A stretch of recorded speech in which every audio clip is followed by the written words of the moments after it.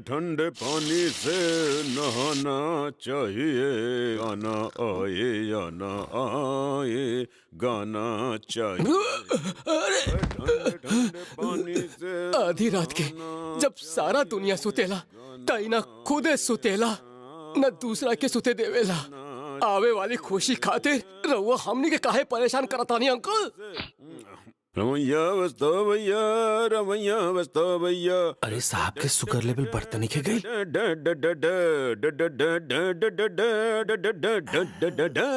रमैया वस्ता भैया, रमैया वस्ता भैया।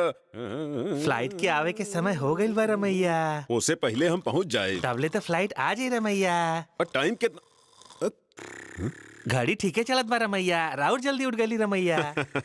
रामू काका बेटा के आवे के खुशी में टाइमे नहीं खे बीतत।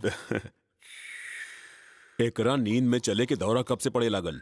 कालू नमस्ते मालिक। का आँख खुलल बा और खर्राटा लेता रह। मालिक आँख बंद रही तक कछु ना दिखाई, मगर आँख खुलब रही तो सब कुछ लौकी। हमनी के छुटका मालिक अवतारे उनका लेवे एयरपोर्ट जाए के बा। इता रउआ कहले रहनी ना मालिक, अही से आंखें बंद करके के बजाय हम आंखें खोल के सुतल रहनी। लेकिन एगो बात हमरा समझ में ना आइल, छुटका मालिक तो सवेरे अवतारे लेकिन रउआ आधे रात में नाचत गावत बानी। रमैया वस्ता भैया। ई एयरपोर्ट बा, बस स्टैंड नहीं। तू लोग छुटका मालिक के पहचान तो लेबा ना?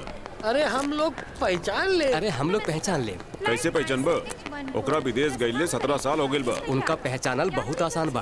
अच्छा, उनकर बचपन के तस्वीर बा हमरा पास। कतार में हमनी की शक्ल देख के पहचान ले। एने शर्ट ओने शर्ट, एने टोपी वहाँ टोपी। ये होई है, ये बड़न विजय विजय।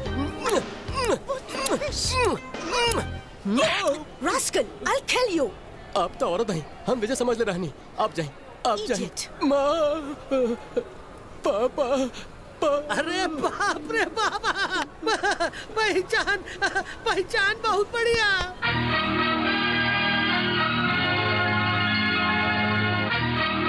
विजय। कैसन बड़ा हमार बेटा? हम बिल्कुल ठीक बात। दूर कैसन रहल? बहुत अच्छा रहा। आवा, इनसे मिला तनी। हेलो। कम ये दिलीप हमन, हमनी के फैक्ट्री के मैनेजर, तोहार बुआ के लड़का। मतलब हमनी के रिश्तेदार। हेलो। ये है अनीता, पहचानला इनका? Remember we are childhood friends. हमारा नाम प्रमोद है, आपका पर्सनल ड्राइवर। हेलो विजय। का यार पहचाना नहीं का? तो और इतना हिम्मत कि हमके यार का तारे? जब रउआ अमेरिका में रहनी तो तू दोनों बेस्ट फ्रेंड बाड़े, हमनी से ई कहत रहल। का रे? तू खुद के हमार बेस्ट फ्रेंड बताओ ले। विजय ऐसे ही कह दिए नी उ तो। देखला एकरा के कहीं जाला फ्रेंडशिप।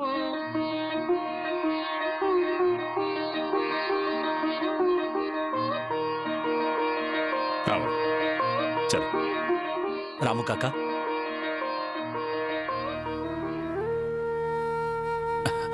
नहीं बेटा ऐसा मत करा। काहे ना रामू काका, हमार माई के गैला के बाद तो ही तो हमके पल्ले बा। हमार बेटवा आवा बेटा आवा। तू केकरा ख्याल में डूबल बाड़ू बताई? केकरा ख्याल में? विजय।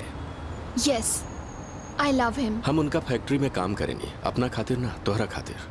कौनो तरह हम तोहरा वह घर के बहू बना के हमेशा खुश देखे के चाहता नहीं। उद्योगपति विश्वनाथ जी के बहू। Thank you. Daddy, house your business, house your health? Business तो अच्छा चलत बा बेटा, सारा कामकाज तो अभी तक अकेले ही देखत आवतानी। यही से शुगर तनी बढ़ गइल बा और साथ में ब्लड प्रेशर भी। ना हमरा खातिर ना। काहे? डॉक्टर मना के ले बा। मना कइले बा? हाँ, ब्लड प्रेशर कंट्रोल करे खातिर। अरे बाप रे बाप, मालिक छोटे साहब ई का करता नहीं है भगवान। अरे प्रमोद, दरवाजा काहे बंद कइला? खुल्लम खुल्ला काहे पियता नहीं? काहे दरवाजा बंद करके पिए के चाहिए का? अरे छोटी बाबू, यहाँ खुल्लम खुल्ला शराब पियल कानून के खिलाफ बा। हाँ। ये कानून पूरा देश में लागू होत बा। एकर मतलब यहाँ शराब पियल मना बा? शराब की बात मत करी, खुल्लम खुल्ला ना पी सके नी। पिए के बाद दरवाजा बंद करके पी ही। कोनो पड़ोसी देख ली तो कंप्लेंट कर दी। हाँ, इसलिए डोर क्लोज। अमेरिका से आए लोगन के पास स्पेशल परमिट होखेला, ऐसे ढेर बोल बचन मत कर। ऐसन बात तो कोनो बात नहीं, दरवाजा खोल देत बानी। डैडी, और का खास चलता? अब एगो अच्छा लड़की देख के तोहार शादी कई के पूरा बिजनेस तोरा के सौंप के आराम के जिंदगी जिए के चाहता नहीं। एकर मतलब ये भइल कि हम विदेश न जाके यहाँ रह के बिजनेस करके करोड़ों कमात रहे। का डैडी हमरा के एक खातिर पैदा केले बानी हाँ? हम सब कुछ तोहरे खातिर करतानी। एकर मतलब राउरी मेहनत से कमाई दौलत के हम भी मेहनत करके दोगुना कर दी और राउरे जैसन अपना लइकन के दे दी ताकि वो लोग ऊपर ऐश करत रहे। देखी डैडी, हमने के जनरेशन यही तरह कमात रहल था, हमने खर्च कब करब, ऐश कब करब, खुशी कब मनाए। रहुआ जिंदगी भर यह गलती करत आइल बानी, रहुए जैसन सेम मिस्टेक हम ना करब डैडी। एंजॉय करे के टाइम है बस एंजॉय करब, काम करे के टाइम आई तक काम करब। अरे बेटा, अपन जिम्मेदारी से काहे भागे के चाहता रह? नो रिस्पॉन्सिबिलिटी, नो बिजनेस, ओनली हैप्पीनेस। मालिक हाँ, ई रामू काका, हमके भी समझ में नहीं खियावत। एकरा बारे में सोचे के पड़ी। इमे सोचे वाला कोनो बातें नहीं खे। गंगा, गोदावरी, कृष्णा, सोनभद्रा, ये कुल नदी अगर आपस में मिल गई होई तो पूरा संसार पानी में डूब चुकल होई। तू कहे के का चाहता तू चुप रहा। तोहरे देवर से शादी करके दिन रात तोहरा जैसन एक कमरा में बंद रह के सिर्फ बच्चा पैदा करके सबके सेवा करके दिन रात घुट घुट के सारा जिंदगी होलसेल में सबके समारत रही। ठीक कहानी ना? तोहरे परिवार वालन खातिर हम काहे पैसा भरत रही? दीदी तोहरा ससुराल में केहू जिए या मरे हमके उसे का? यही से अपन पसंद के लड़का से शादी करके हाँ बोल ना, बोल। अपन मनपसंद लड़का से शादी करके सीधा ओकरा साथे हनीमून पर चल जाए। इहे कहे जात रहले ना कारे? इतना मतलब ही समझ ले बाड़े हमके। माई ई रोज ऐसा नहीं कहेले का? तोरा पीठ पीछे रोज तोरा नकल करेले। सॉरी दीदी। नो सॉरी। जे गलत करेला ओके ओकरा सजा मिले के चाहिए। एही से सारा कपड़ा तोहरा धोवे के हुई। जा जल्दी करो।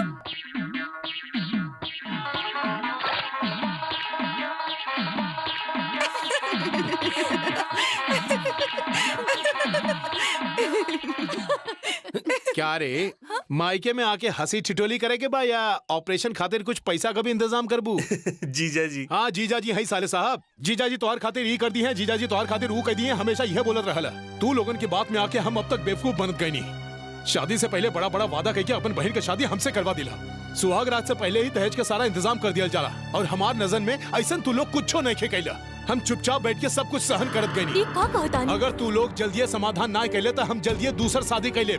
सुना सासू माँ जी, अगर रहुआ एकर भलाई चाहता नहीं तो हर कीमत पर हमें पैसा चाहबे करी, ना तो नो ऑब्जेक्शन लेटर चाहिए दूसर शादी करे खातिर। समझ गए नहीं रहुआ? जीजा जी हमार बहन के साथ ऐसा अनर्थ मत करी रहुआ। हमें कोनो बात नहीं खे सुने के हो। हमारा आखिरी चेतावनी बा और हमारा आखिरी फैसला भी। दहेज के सारा इंतजाम कर दिया तो ठीक बा, ना ही तो सिर्फ तलाक। जाता नहीं, फिर एक बार अच्छे से सोच लिया। सुनी जी,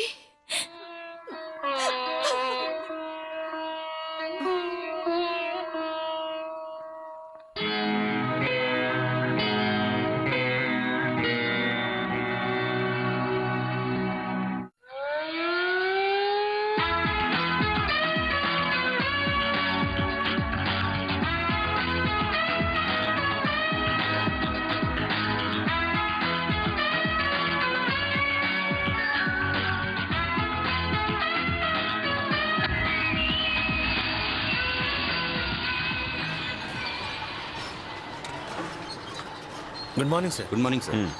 good morning sir. Good morning. हमनी के कंपनी में बने वाला प्रोडक्ट खाली हमनी के कंट्री में ना बल्कि फॉरेन कंट्री में भी जाए। ये तो बहुत बढ़िया बात बस। ओ यस, पूरा अरब कंट्री बहुत पैसा वाला देश बा। वहाँ के सुल्तान लोग वहाँ इस्तेमाल करे खातिर सारा केबल हमनी के देश से मंगावे के चाहता रन। ओकरा खातिर वो लोग हमनी के कंपनी से कोटेशन मांगले बाड़न। मॉर्निंग सर। अच्छा तू कोटेशन भेज देला? कौन वाला सर? वो है गल्फ कंट्री वाला। ओकरा बारे में हमरा कुछ नहीं के पता। फिर तू ऑफिस में बैठ के क्या करत रहेला? लगा हम भुला गए। तू भुला गईला लेकिन हमरा तो याद बा ना। तू कौनो काम के नहीं कर। Get lost. कौन कोटेशन सर? वो है बेटा अरब देश के सुल्तान वाला। ओके तो हम भेज दीनी। भेज दिलू? हाँ सर। थैंक यू वेरी मच। बहुत सही काम कैलू तू। हमारा अपन लोग का काम करेलन हमरा तो कुछ समझे में नहीं आवत बेटी। का बात बा सर? हम तो से कहले रहनी ना कि हमार बेटा अमेरिका से आई तो सारा बिजनेस ओकरा के सौंप के हम तनी आराम कैल चाहता। बतावले रहनी। लेकिन अब वो सब नामुमकिन लागता बेटी। दिन रात गाड़ी लेके बस एंजॉय करे में लागल बा। अरे अरे अरे मालिक संभाल के। मालिक गाड़ी तनिक धीरे चलाई ना। काहे हमरा ड्राइविंग पे भरोसा नहीं के? नहीं ड्राइविंग पे भरोसा बा मालिक, लेकिन अपनी लाइफ पे भरोसा नहीं के। माय पापा।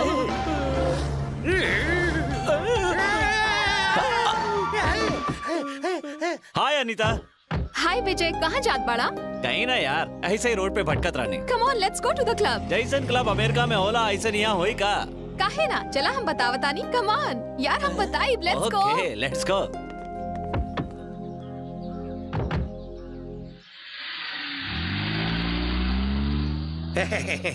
ए तू ऐसे खड़ा खड़ा कहाँ देखा तारे? वो अलीबाग से नईखे आयल है, अमेरिका से ईटिंग ड्रिंकिंग डिस्को।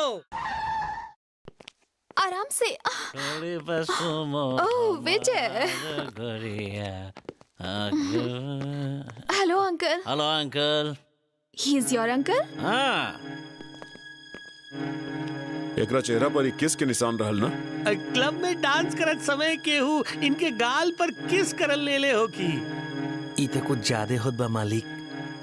कौनो बात ना, सब ठीक हो जाई। Good night uncle. Good night. मालिक हमनी के विजय बाबू के शादी अब जल्दी करा दी मालिक, ना तो ये यही तरह चलत रही। कुछ ना होखी रामू काका। काहे कुछ ना होगी, सीधे उनका बुला के सामने खड़ा करके एगो वार्निंग दे दी, नाती ई दोनों शादी करे तक पहुंच जाइए। ना कालू, कौनो फायदा ना होखी। ई रोजाना सवेरे वाक पर निकले ले, देखे में भी बढ़िया लागे ले। नाम बा लक्ष्मी। कैसन लागल? ई कुछ खास ना बा मालिक। और ई लड़की देखे में पूरा मधुबाला लागे ले। अवतार गांव के अवतार कंपनी के मालिक की बेटी हा, नाम बा पद्मा। इहो खास नहीं खे मालिक। अब एके देखी बिल्कुल ऐश्वर्या लागे ले। का बात बा डैडी? बिजनेस पब्लिसिटी खातिर कोनो मॉडल खोजतानी का? शादी खातिर देखतानी। शादी खेकर तोहार हमरा शादी खातिर रउआ लड़की काहे देखतानी? फिर तू ही देख लो, दिखा बहन के। ई लड़की के देखी साहब बिल्कुल मेनका लागे ले। हमरा अभी मेनका या रंभा के जरूरत नहीं के, जाई यहाँ से। सॉरी डैडी, हमरा शादी नहीं के करे के। नहीं खे करे के? कब बोना या फिलहाल अभी ना? शादी करे खातिर कोनो लड़की पसंद आवे के चाहिए ना। वो कब मिली, कहाँ मिली, ई बता सके नी? आज ना तो कल मिल जाए। हमार सोच के हिसाब से पर्सनालिटी वाली होके और ओकर सोच हमरा से मिले के चाहिए और फिर एक दूसरा के समझल जाए, ओकरा बाद प्यार, फिर जाके कहीं शादी। जब तक ऐसा लड़की नहीं मिल जात हम शादी ना करब। जिंदगी भर ऐसे अकेला रह सकेली, टाइम बा। मालिक मालिक क्या करता हट जा। मालिक मान जाइए। फायदा हमके। डॉक्टर साहब मना डैडी कर मालिक। डैडी का ही सब रुकी डैडी, रउआ सब भुला गई का? देखी ना हाँ, हम सब कुछ भुला गइल बानी। एंजॉय करे दा, एंजॉय करे का हमरा के। राहुल शुगर बढ़ जाए मालिक। राइट, एकरा से तोहरा के का करे के बा? जब एकरा फिक्र नहीं की तो मरे दा हमरा के। ई का मजाक बा डैडी? मजाक तोहरा खातिर हो सकेला, लेकिन हम सीरियस बानी। तोहरा पैदा होते तोहर माई गुजर गईली, हम दूसर शादी ना कईनी। दिन रात जाग के तोहर परवरिश कईनी, अमेरिका भेज देनी तोहरा पढ़ाई खातिर। तोहरा गईला के बाद कितना रात सुतल बानी हम जानतानी। ए बात के तनको एहसास बा तोहरा के? तू एक बार भी ऑफिस ना आइला, दिन रात क्लब में घूमत रहेला, ई देख के कितना तकलीफ होला। ई बात के तू का जानबा? तो हम केकरा खातिर जीही? सब कुछ होखला पर भी हम अपना आप के अकेला महसूस करनी, ऐसे अच्छा तो हम मर जाई। ई बंगला, ई फैक्ट्री, सब ऐशो आराम कौना काम के बा? हम खा के मर जाए। खाए दा हमरा के, डैडी ना, खाए दा, ना डैडी हम ना, मर जाए, हमार बात मर जाए। सुनिए, हम शादी खातिर तैयार बानी। आप जौन लड़की से कहा हम उससे शादी कर ले, बट ऑन वन कंडीशन, हम सिर्फ 21 साल खातिर शादी करब। फिर ओकरा बाद? ऊ लड़की के हमार सब आदत पसंद आ जाए के चाहिए। तब फिर डिवोर्स। राहुल एको काम करी, हाँ। अगर विजय बाबू की शादी करावे के बाद तो राहुल कोनो कंडीशन रख दी जिसे विजय बाबू मान जाए। ई कैसे मानी? इस शादी से पहले ही इतना बड़ा शर्त रख दे ले, बात शर्त पर एक शादी ना ना हमरा ना तो ना कुछ ना समझ में नहीं ऐसन बात आवत। नहीं खे मालिक। शादी से पहले तो राउरो मालकिन के नइखे देखले रही। शादी के बाद जब बच्चा हो जाएला तो प्यार अपने आप बढ़ जाला। कौनो अच्छी कन्या देख के इनकरा बियाह करा दी, वो खुदे संभाल ली। हमनी के कुछ भी न चाहिए। ई हमार लड़का विष्णु राउर लड़की सीता के पसंद करेला, यही से एमे राउर का राय बा, हमनी के इहे जानल चाहतानी। देखी हमरा घर में ओहू से बड़ी एगो बड़ी बहन बा। हम चाहत बानी कि दोनों का शादी एक साथे होखे। शादी खातिर देर हो जाए तो कोनो बात ना, लेकिन लेन देन के बात अब यही तय हो जाए तो ठीक रही। अगर रउआ ना कहा तो रिश्ता और भी बा हमनी के पास। एगो बात कहीं जी, छोटकी वाली हमरा पसंद आई, लेकिन बड़की वाली घर पर बैठल बिया। जरूर कोनो बात बा। ऐसे हमनी के का लेवे देवे के बा, चूंकि ई प्रेम विवाह बा, यही से 2 लाख ही दे दी तो चली। जी हमनी के रिश्ता मंजूर बा, बस तनी टाइम दी पैसा के इंतजाम करे खातिर। ठीक बा बेटा, वही दिन मुहूर्त भी निकालल जाई। चला तानी बहन जी। नमस्ते। अच्छा बेटा जी। हाय गर्ल, तोहरा खातिर प्यार लेके, दिल में अरमान लेके, आंख में प्यास लेके, ई जुल्फ वाला चेहरा जूनियर ठाकुर प्रताप के परिवार के दामाद बने खातिर आई गइल बा। बहुत हो गइल बकबक, मुंह बंद करा। आ भी गइल बानी, आंख से आंख लड़ भी गइल बा। का तू लोग हमार सगी बहन तो ना हो न? सगी तो नहीं लेकिन कजन है। भाड़ में गईली कजिन वजिन। दूर के रिश्ता से अच्छा बा कि नजदीकी में बदल दिया जा। तू हमार बेटी लायक बिल्कुल नहीं खे। हम लायक नहीं खे, डायरेक्ट बोल के ही मत समझ बैठा। दीदी नानी दादी कह के तोहर पैर में हम गिड़गिड़ाई ना, कहे के कि हम नामर्द नहीं है। 7 टाइम 7 बार हम जिम्नास्टिक का इंडियन चैंपियन रह चुकल बानी। हमरे जैसन बहादुर जवान रहुआ बेटी के मिली का सुना जाने मन 7 जन्म में भी हमरा जैसन बॉडी वाला जवान चेहरा तो के कब्बो ना मिली। पागल। अरे यार ये समय दिन बा या रात बा? अरे बताना। का रे आग बा लौकत नहीं खे का? हमरा के रात में ना लौकेला, ये बात एक रोके पता चल जाई आज।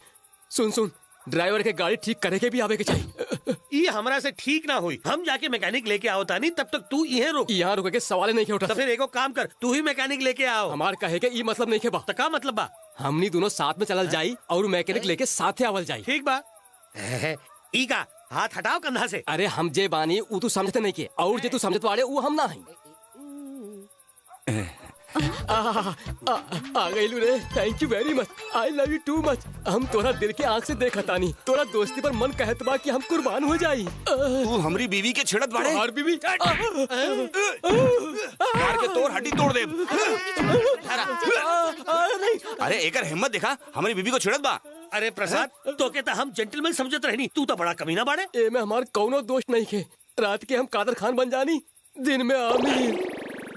यही से तो हम सोचनी तू ऐसे आनहर जैसन काहे चलाता रे, ऐसे ऐसे करके। सॉरी बहन जी, रहुआ जाई। चल रे चल अंधा कहीं का चल।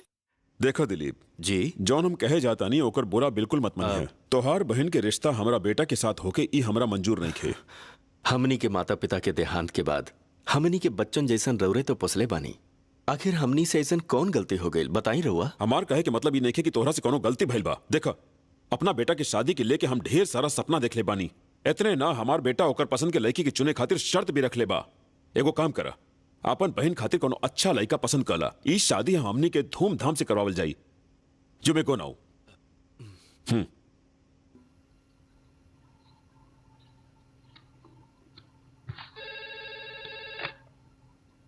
Good morning sir. Good morning. हम अंदर आ सकता नहीं? Please come in. Thank you सर।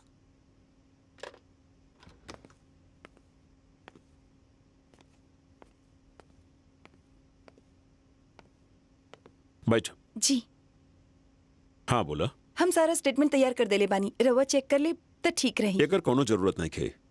अब तोहार जगह यहाँ नहीं खे। Sir you are dismissed from this job.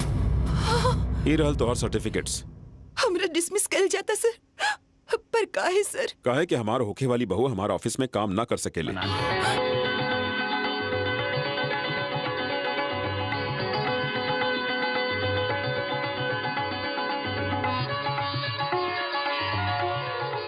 आज से हम तोहार बॉस नहीं खी, तोहार होखे वाला ससुर हैं। हुर्रे!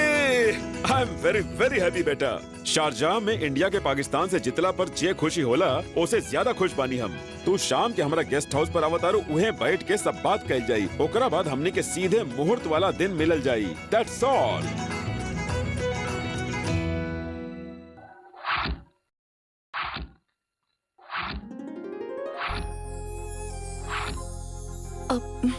एक्सक्यूज मी सर। तू हमार डैडी के पिए हो ना? जी हाँ। हमार होके वाली बीवी। डैडी कुछ बतावले कि ना तो के? बतावले। गुड। एग्रीमेंट के बारे में बतावले? ना बतावले जी। कौन बात के एग्रीमेंट? ओए हमने के शादी का एग्रीमेंट। शादी के एग्रीमेंट? यस। हमने के शादी के बाद 1 साल में अगर तू हमरा मन के भाग गईलो, और ऐसे ही अगर हम तोहरा मन के भाग गईली, और अगर दोनों के लागल कि हमने एक दूसरा के साथ लाइफ गुजार सकेली, तबे साथ रह।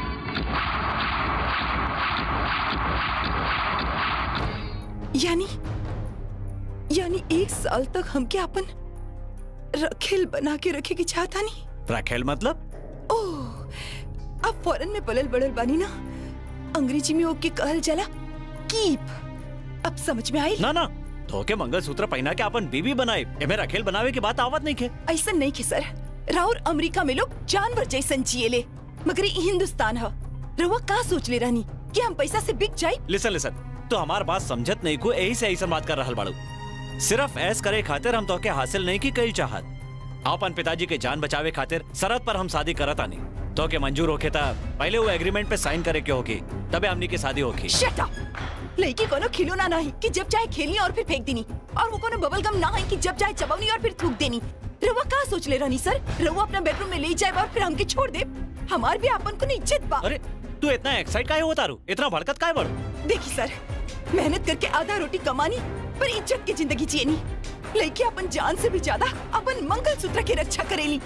ओके हमदर्दी की नजर से कबो ना देखल जाला, तो फिर हम राउर सर कैसे मान ली सर? राउर सर रवि मुबारक।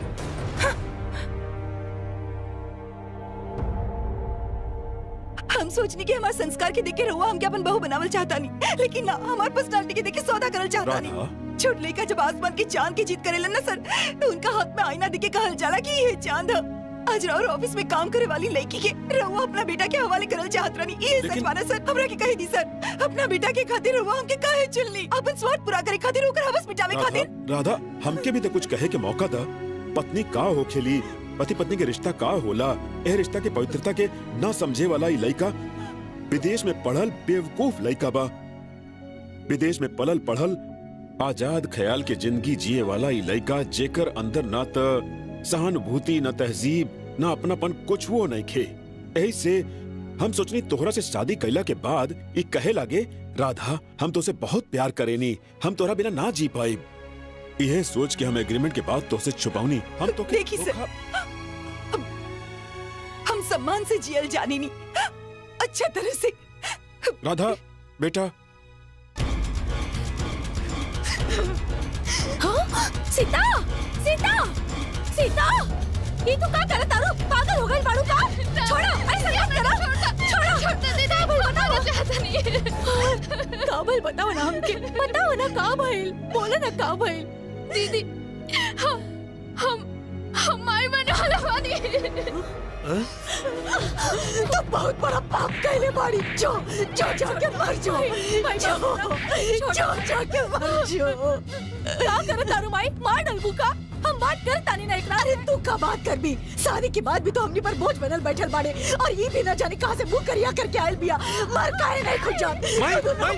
नहीं खुद जात। ये का कर तर तू? हम का करी बेटा? तोहार बहन ऐसा ननद कैले बाड़ी सन, एको तो कर्म करके आयल बिया और दूसर माई बने खातिर बैठल बिया। ऐसे अच्छा तो दोनों मर जाती। माई हमेशा लेकर के लंबा उम्र के दुआ करेली, लेकिन आज हम दुआ करतानी कि तू दोनों जल्दी से मर जा। तो दोनों के मरला से पीछा था छुटी। जो जाके कहीं मर जो। माई मत कहा हमके। शादी कैले बिना राधा तू लोगन खातिर अपन जिंदगी बर्बाद कर दिलस, और शादी से पहले आज तू अपने आप के बर्बाद कर लेली। इतना साल से जो इज्जत बचा के हम रख ले रहनी ऊपर तू कालिक पोत दिले। अब दुनिया वालन से का कहब जा? हमने के तो केहू के मुंह दिखावे लायक ना रहनी। जो जाके मर जो।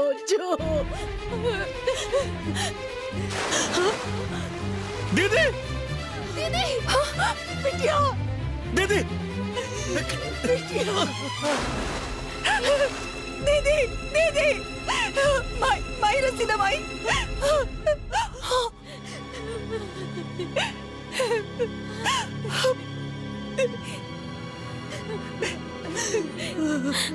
का कहलू दीदी? माई बहुत तकलीफ उठौली बिया राधा, हमो के और दुख नहीं दिल चाहता ने। मुबारक हो दीदी, बहुत बहुत मुबारक हो। दोनों सब लोग बस अपना अपना बारे में सोचे लो, तो लोगन के बारे में सोच के हम जिए नहीं। कहे कि हम तो लोग के कबो एहसास ना हो के दीनी। अगर आज हम जिए तानी तो बस तो लोगन खातिर, तोहरा ऑपरेशन करा के तोहरा ससुराल भेजे खातिर, जेकरा से प्यार कैला सो से एक शादी करवावे खातिर, और अपना भाई के अच्छा नौकरी दियावे खातिर। तो लोगन हमार सपना के चकना चूर कर दिलू। तो लोगन से एगो विनती बा, हमार सपना पूरा होके तक हमरा चैन से जिए दा।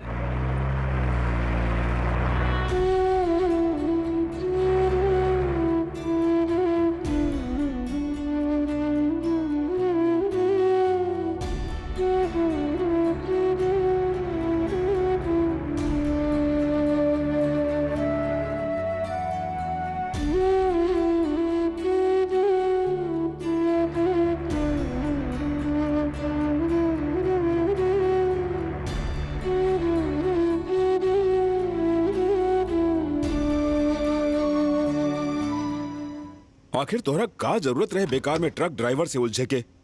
उसे हमने के का मतलब बा? 4 कदम पर दूसरा ढेर सारा ट्रक मिल जाला। वहां शंभू नाम के एगो ट्रक के ब्रोकर बा, उसे हम बाद में फोन करतानी।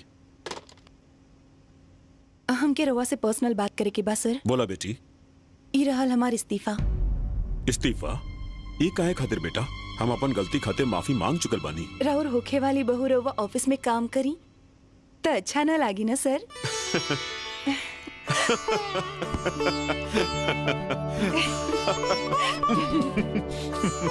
बेटी, कई साल से बिजनेस करता आवतानी, लेकिन इतना खुशी हमके कब्बो ना मिलल। इंडिया जब वर्ल्ड कप जीते रहल ना, ओसे भी ज्यादा खुशी।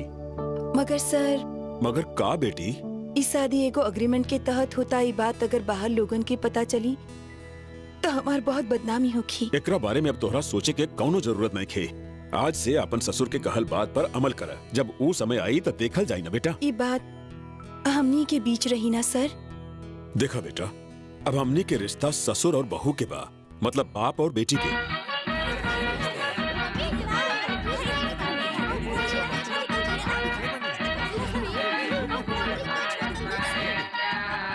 अब वर वधु के वस्त्र प्रदान करी। Excuse me. देखा ना दीदी, जीजाजी कितना बेचैन होत बाड़ा। तू अपन बात भुला गईले? शादी से पहले ही बेचैन हो गईलू। अब चला चला। अब ई कहा जी? Marriage agreement. ये तो बस एगो फॉर्मेलिटी के पेपर बा, जस्ट अ फ्यू सिग्नेचर्स।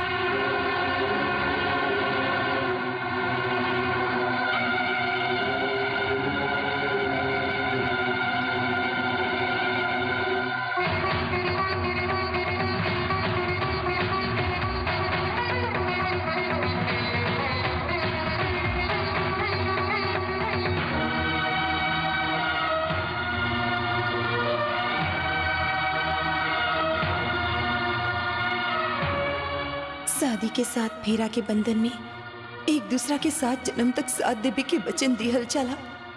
बाकी शादी होके से पहले ही हमार तलाक हो रहल बा। कितना बदकिस्मत बानी हम।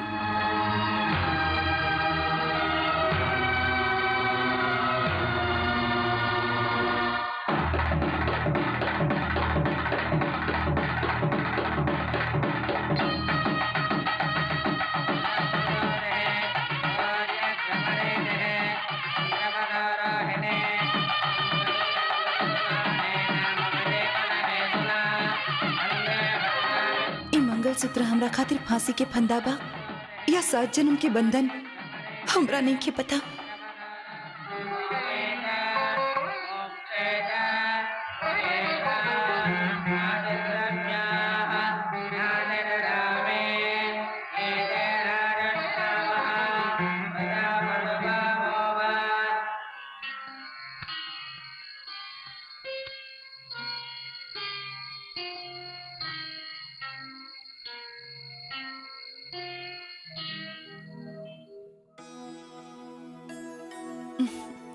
अरे ये का पैर काहे छुआ तारो? आशीर्वाद खातिर। अरे आशीर्वाद चाहिए था, भगवान के पैर छुआ। पति पत्नी खातिर भगवान के ही समान हो खेलन, और आज से हमार भगवान हमरा दिल में रही हैं। अरे अरे अरे ये रवा का करतानी? काहे? तू जब हमार पैर छुआ लू तो गलत नहीं के। अगर हम तो हार पैर छू ली तो में गलत का बा? रवा हमार पति है। काहे? पति के सींग होला का अलग से? देखा रहा था, अगर पति पत्नी दोस्त जैसन रहेलन तो शादीशुदा जीवन में कोनो तकलीफ ना होला। तोरा से हमें एगो सीक्रेट बताई, एक दूसरा के नीचा दिखावे से गलतफहमी पैदा हो जाला।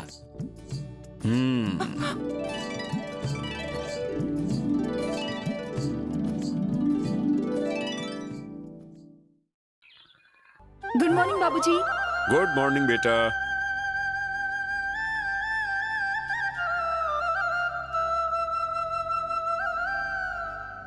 बाबूजी कॉफी।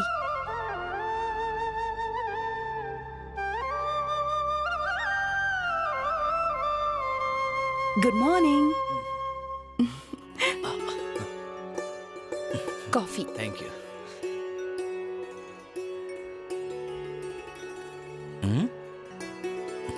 रामू काका, अभी तक हमने की घर ब्रह्मचारियन जैसन रहत रहे। बहू के आवते हमने की घर बिल्कुल मंदिर जैसन महके लागल बा। यही से कहल जाला संस्कार वाली बहू लेके आवा। तब विजय बाबू भी सुधर जाइए मालिक।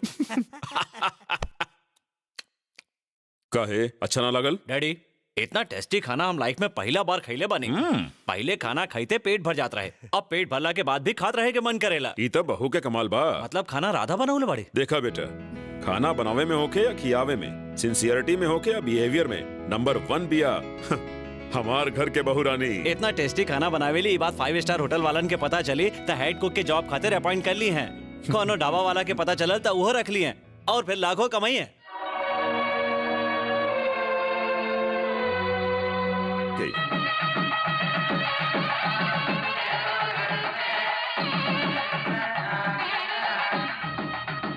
कल मोहतरमा 600 रुपया के साड़ी पहनत रहली, आज 6000 के कांजीपुरम पहनले बाड़ी।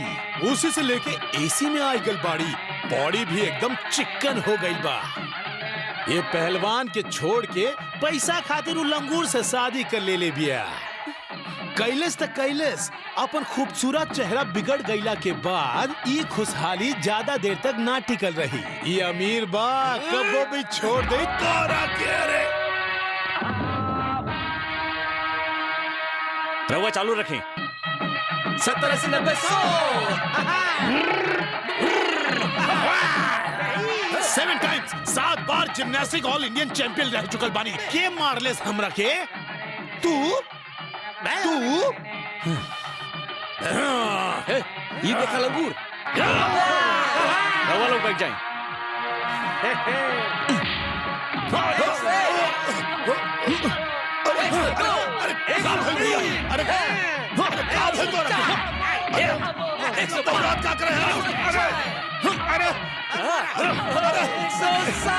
भैया डॉक्टर के बुला भाई आए। सुना प्रमोद, एकरा के हॉस्पिटल ले जा। 7 बार चैंपियन पानी, 7 बार। लाए हमरा। हाय विजय, सुन के हमके बहुत खुशी भइल। काहे खातिर डैडी? हम सुननी है कि बहू के बारे में गलत कहलस तो तू जयराम के बहुत मरला है, यानी तोरा बीवी के मतलब समझ में आ गइल बा। इनका जगह कोनो पराई औरत होत ना तब वो हम यह करती। का एकर मतलब बीवी और पराई औरत तोहरा नजर में एके समान बाड़ी? आप हमार बात समझ नहीं की पावर डैडी। पत्नी अपन जगह बिया, कौनो पराई औरत अपना जगह, ये हमार पॉइंट बा। अंडरस्टैंड? जब ही पैदा भइल रहे तो डॉक्टर भी ना समझ पावत रहे कि यहाँ से कि रोवता, ऊपर से अमेरिका में पलल बा। फिर हमने के कैसे पता चली कि ओकरा मन में का चलता?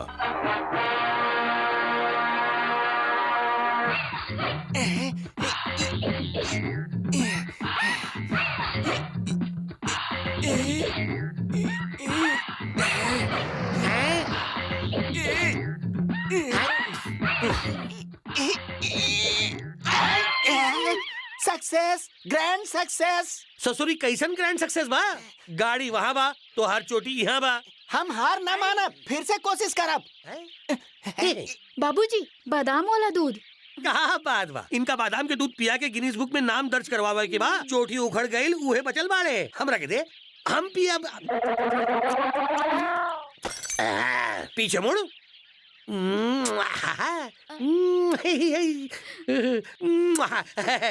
पीछे मुड़ल तक फूल मिलल, आगे मुड़ल तक चुम्मा मिलल। शादी के बाद पता नहीं काका मिली। प्रमोद, का तू सच में हमार लड़की से प्यार करेला? हाउसफुल प्यार करे नहीं, शादी भी कहीं चाहता रहा और तो का ऐसे ही करे नहीं। बट देयर इज ए कंडीशन। वो का? अगर हमनी के एक सामान खरीदेली तो ओकरा साथे दूसरा सामान फ्री मिलेला। साड़ी खरीदेली तो ओकरा साथे ब्लाउज फ्री मिलेला। पैंट खरीदेली तो बेल्ट फ्री मिलेला। यही तरह तू एकरा से शादी करबा तो एकर बहन हम तोके फ्री आपन बेटी के फ्री में दे देबा। का तोहार लड़की पेट से बा? आँख बड़बा? बिल्कुल ना। फिर का है? बत्ती गुलबा। बत्ती गुलबा। यानी कि तोहार बहन देख ना सकेले। अरे प्रसाद, हमरा खातिर तू शादी करे के तैयार हो जा। बाबूजी, लड़की पसंद आई? लड़की तो छोड़ी, लड़की की आंख भी हमरा बहुत पसंद बा। बेटा प्रमोद, कहीं राज न खुल जाए। एक मिनट, हम आवत आनी है। लड़का तो लड़की के आंख पसंद कर लेला, मामला बिगड़ जाए तक का होई। ये सब कुछ हम संभाल ले, आप चिंता मत तो करिए। फिर रोकड़ा के का कल जाई? ना तू मरे वाला बाड़ा, ना हम भागत हई। कोनो तरह एडजस्ट कर ली है। हम अब ही आवत हैं। ई का लेके आइला? पहले ही करेला खाला, बाद में रोकड़ा देखल जाई। अबे बुढ़ऊ, करेला लेके आइल बाड़ा, एगो काम कर छील के सुन ना यार, तू लोग यहाँ का करत बाड़ा? कुछ ना यार, तू करबे के ना ई सोच के डरात बा। पहला बात तो हमरा लड़के मिलन मुश्किल बा, तो फिर हम काहे ना करब? अगर हम हाँ कह देनी तो तू शादी करवाई बा। हाँ, जरूर करवा दे, यू डोंट वरी। पंडित जी, पंडित जी, पंडित जी, जल्दी से ही दोनों लड़की के शादी के मुहूर्त निकाली। परसों यानी 16 तारीख के शादी का मुहूर्त बा, वही रात के सुहागरात के भी मुहूर्त बा। नहीं, बिल्कुल नहीं। सुहागरात तक दिन में ही होके के चाहिए। का कहता नहीं, सुहागरात तो रात में ही मनावल जाला। सुहागरात दिन में मनावे के चाहिए, काहे कि ये दिन में पैदा भइल रहल। दामाद जी, दिन में कैसे हो सकेला? दुनिया वालन हमरा बारे में का सोची है? कौनो बात नहीं, दुनिया के हम काट के पीछे से अलग कर दे। बदनामी हो जाए। हाँ कह दी। तो फिर ठीक बा।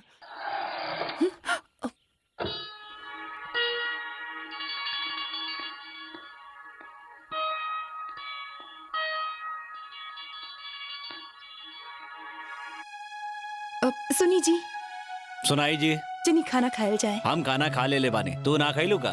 रउआ बगैर हम कैसे खा सकेनी? जैसे तू हर रोज खात रहा लो वैसे ही खा ला। पति के खैला के बाद पत्नी खा ली। अच्छा, ये कौन बोलबा कहले बा? काहे शादी के पहले तू खाना ना खात रहलू का? शादी के बाद नियम बदल जाला का? आदमी खातिर अलग कानून और औरत खातिर अलग। देखा, औरत होके चाहे मर्द दोनों एक समान होकेला और दोनों खातिर रूल भी एक ही जैसन होकेला। देखा राधा, खाना खाए खातिर पति के आवे के बाद हम खाना खाई, ऐसन बात तू कबो मत सोचिया। अंडरस्टैंड? अरे आवा बेटा, आवा आवा। नमस्ते सर। पहले बोलता तो गाड़ी भिजवा देती। ओकर जरूरत नहीं। कैसन बड़ा भैया? Many many happy returns of the day. Thank excuse you. Me, happy birthday जरा दीदी। बताओ बा का होत बा? Thank you. आज दीदी के जन्मदिन बा, यही खातिर इनकरा से मिला आइलन। बेटा एक दिन पहले बताइता तो एगो बड़ पार्टी रख देती ना हम। बाबूजी, दोबारा ऐसा गलती मत करिया बेटा।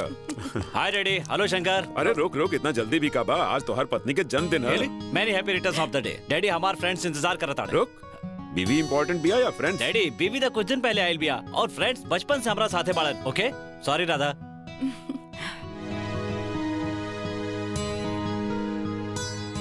बचपन से ऐसा नहीं बा, आदत से मजबूर बा, लेकिन दिल के बुरा नहीं खे। देखिए दोस्तन से मिलके वो अभी वापस आ जाई। अरे तू मिठाई लेके आयल बाड़ू तो बंद करके काहे रख ले बाड़ू?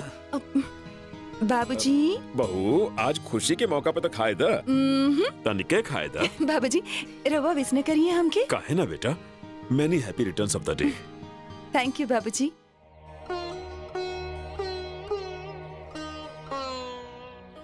दो दिन और रुक जाता था। रुकता जाती, बाकी कहा करी पिताजी की तबीयत ठीक ना रहेला। फिर तो राउत जल्दी जाए के चाहिए ताकि पिताजी का देख रेख हो सके। अच्छा तो हम चलो। जीजा, जब भी टाइम हो कि दीदी के यहाँ लेके आ जाए। काहे इतना दिन से तोहरे पल्ले बा, अब तो हमरे पल्ले रहे दा। अब तो रउरा शिकायत नहीं के, खुश बनी ना परिवार से। सब भगवान के मर्जी बा।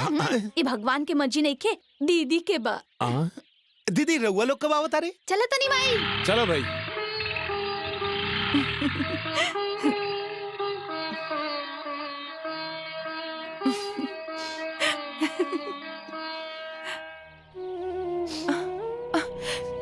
माई, आज खुशी के दिन भी देखा ना माई रोवतिया काहे? ई का खुशी की आंसू बा, सब तोरा वजह से बा। छोटी के शादी हो गई, बड़की की ऑपरेशन हो गई और भाई की नौकरियों लगवा देलू। तू हमार बेटी ना हो, तू तो हमरा घरे लड़का बन के पैदा भइल हो। चुप कर तू। एकरा साथ साथ तोरा अपना जीजा के भी शुक्रिया अदा करे के चाहिए। माई, हमार दीदी इतनी अच्छी बानी कि भगवान इनके जैसन जीजो देले बाड़न। भैया। रामू काका। जी जी मालिक। बहू कहाँ गई? बड़ी जात समय कुछ बता के गई रही का? नहीं मालिक। 12 बज गई, पता ना विजय भी का सोचत हुई। ऊ देखी बहुरानी आगे नहीं मालिक। बाबूजी, रहुआ अभी तक सुतनी ना? तोहरे इंतजार करत रहनी बेटी। हमार इंतजार रहनी? वो आ गई लेका? यह तो टेंशन के बाद बा। रोज 12 बजे आवे वाला आज 7 बजे आ गई बा। ओकर ये आदत हमरा समझ के बाहर बा। अगर कहीं वो तोहरा ऊपर भड़क जाई ना तो तू कहिया कि तू हमके बता के गई रहलू।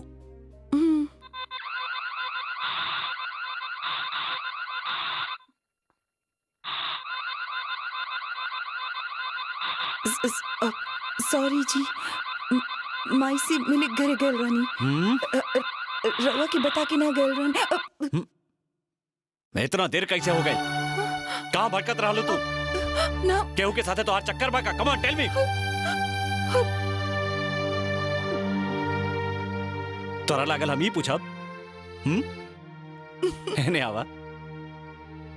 अगर तोके हमरा पर और हमके तोरा पर विश्वास होके तो शक के कोनो गुंजाइश ना बचेला। ओके, नाउ गो रिलैक्स।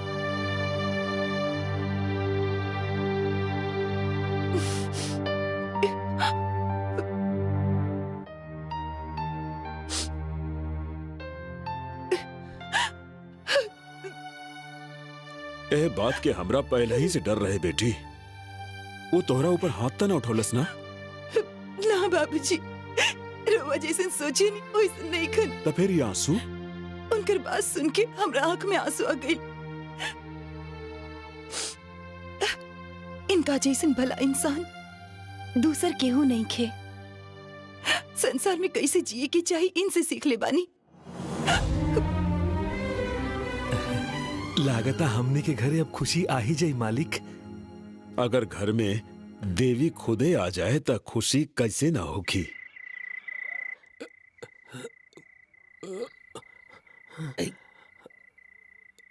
अरे तू रेलवे टीटी जैसन हिलत डुलत चलबे, तू के पता चल जाई। का तो तू ओके अब तक नहीं बताऊले? ई बात बाद में बता देब। आज की रात उके पता न चली चाहिए। आज बता देब तो सुहाग रात ना हो पाई। काहे छोटी हम आनर बानी, इनके पता नहीं खेका। दीदी पता तो चलिए जाई ना। अरे आज बता देब तो सुहाग रात ना हो पाई। ई गजरा बा औरी ई पलंग बा ई कलिंगर बा। नहीं नहीं तो खाजा बा, खाजा बा।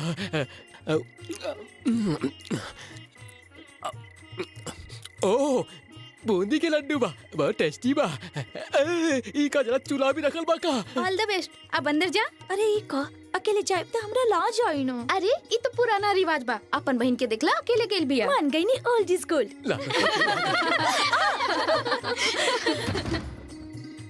ओही रुक गईलू। इया आवा हमार रानी। काहे लाज आवत बा? आ जाना। हमरा लाज लागत। हमरा से लाज लागत बा? ना गानी नु। आवा ना नंदिनी, आवा ना। हमसे काहे लजात बाड़ू? आवा ना।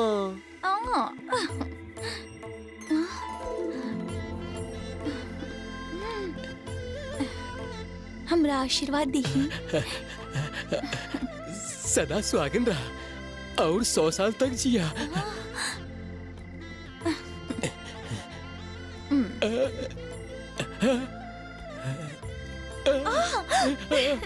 नंदिनी संभाल के। अब तो शर्म नहीं की आवत ना? आवत आजी।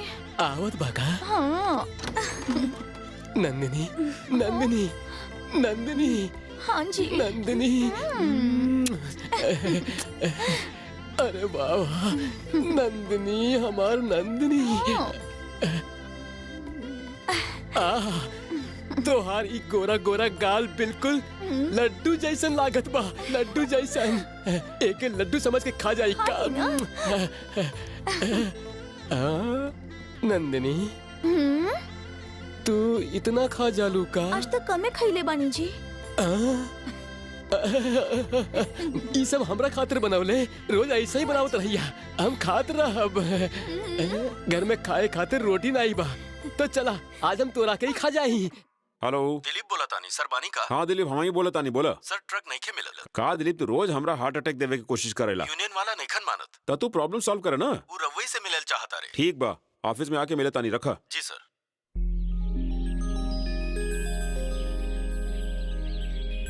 सुनी जी का रवा सचमुच डैडी से प्यार करे नी? डैडी का तो से भी प्यार करी नहीं, ऐसे तो ब्याह का नहीं। तो फिर ऑफिस जाके उनका काम में हाथ काहे ना बटावे नी? हाँ, अब तो से क्लास लेवे खातिर तो शादी कैले बानी। हमरा और बीवी हैं, कोनो टीचर ना हैं। राधा घबराई मत, वी आर जस्ट फ्रेंड्स। ई रवे कहले रहनी ना, रवा रोज जॉगिंग खातिर जानी, बार में जानी, दोस्तन के साथ घूमे नी, जस्ट फॉर अ चेंज। 1-2 घंटा ऑफिस, 1-2 घंटा फैक्ट्री में जाए, फिर और टाइम भी पास हो जाए और बिजनेस कैसे करे चला एक भी आइडिया रवा के मिल जाए।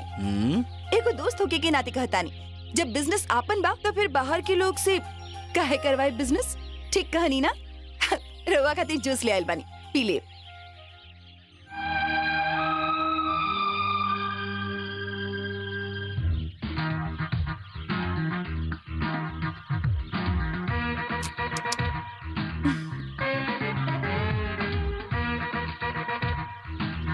एका ब्लैक के जगह ब्लू ड्रेस काहे रखल बा? हम बदल ले बानी। काहे? हमरा ब्लू पसंद बाजी। रहुआ ऊपर भी ब्लू बहुत जची जी, पहन ली ना। What is this bloody blue? बच्चन के स्कूल के यूनिफॉर्म जैसा लागेला। I always like black. सुनी जी, हम ही रहुआ खातिर स्पेशल ऑर्डर देके बनवले बानी जी। हमरा खातिर पहन ली प्लीज प्लीज। सॉरी, हम अपना टेस्ट के हिसाब से ड्रेस पहने नहीं। तोहरा पसंद खातिर हम अपना आपके ना बदल सके नहीं, ओके?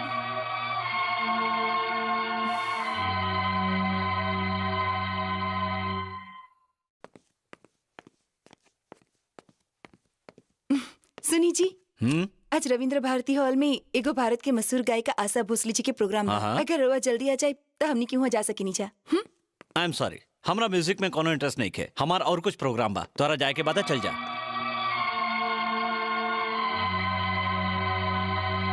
तोहार मांग तो बढ़ते जात बा, हर रोज नया सिरदर्द देता रहा। तोहार मतलब का बा? तू हमरा ब्लैकमेल कर चाहता रहा? ब्लैकमेल व्हाइटमेल करे का हमार कोनो काम नहीं खे। डीजल का भाव बढ़ा था, वही हिसाब से किराया बढ़ा था। अगर हुआ हमार मांग पूरा ना कैले तो हमने के मजबूरन ट्रांसपोर्ट का हड़ताल करेंगे। जयराम, आवाज नीचे रख के बात करो। नीचे आवाज में बात करे का समय के हमने के डिमांड रहुआ के मंजूर हुई तब ही ट्रक आगे जाई। एक जरूरत नहीं है, जा बंद करा। डैडी, हमने के मिनिमम कितना ट्रक चाहिए? 10 से 15। ट्रक के भाड़ा कितना होला? 55,500। और मैं फायदा क्या कर होला? ट्रक वालन के महीना में कितना ट्रक की जरूरत होला?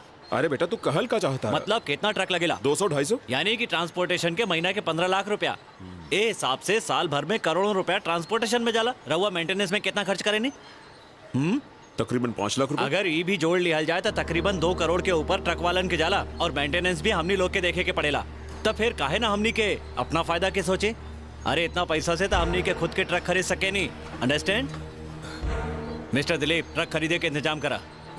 अरे मुझे कहलस कर जा। अरे रुक रुक रुक रुक रुक, ना ना ना ना ना, कहाँ जाता रे? कमाल के आइडिया दिला तू, कमाल के आइडिया। ओइसे जनाब तक कबो ऑफिस आवेले ना, तो फिर आज अचानक कैसे आइले? ऐसे ही टाइम पास करे खातिर। अरे रुका बेटा, टाइम पास करे खातिर कहीं बहुत तोरा के नहीं केलस? फुल टाइम रहुआ ऑफिस अरे में। वाह रे वाह, हमारे डैडी जी राउर पॉलिसी हम समझाता नहीं। बेटा सुना, 7 बार 7 टाइम्स जिम्नास्टिक में ऑल इंडिया चैंपियन रह चुकल पानी हम। वो लोग हमके मरी हैं। अब अहियों कुछ बाकी बा, मार तो खा चुकल बाड़ा। राधा के भी तोरा से छीन ले लें। 7 बार नेशनल चैंपियन के पागल कुत्ता के जैसन मरलस। और आज ट्रक एसोसिएशन में भी मुंह दिखावे के लायक ना रहला तू। हम देखा तानी।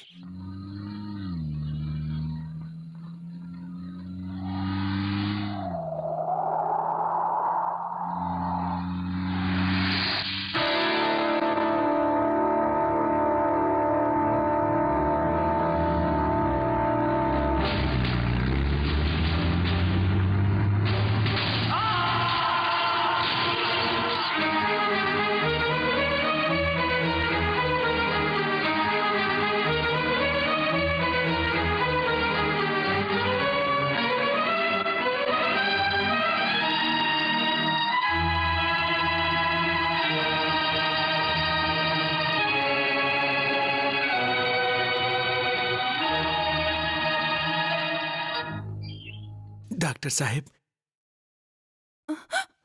उनकर जान के अब कोनो खतरा नहीं खे, लेकिन जख्म अभी गहरा बा। उनका बेड रेस्ट के जरूरत बा। यही से उनका कुछ दिन एहिजे रखे के पड़ी। कौनो बात ना, जब तक वो ठीक नहीं खन हो जात एहिजे रखी। उनकर देखभाल खातिर केहू के यहाँ रही के पड़ी। हम उनकर देखभाल खातिर ई में रुकब। ओके ओके, तू उनका ख्याल रखी है। हम रेगुलर चेकअप खातिर यहाँ आवत रहे। जी डॉक्टर साहब।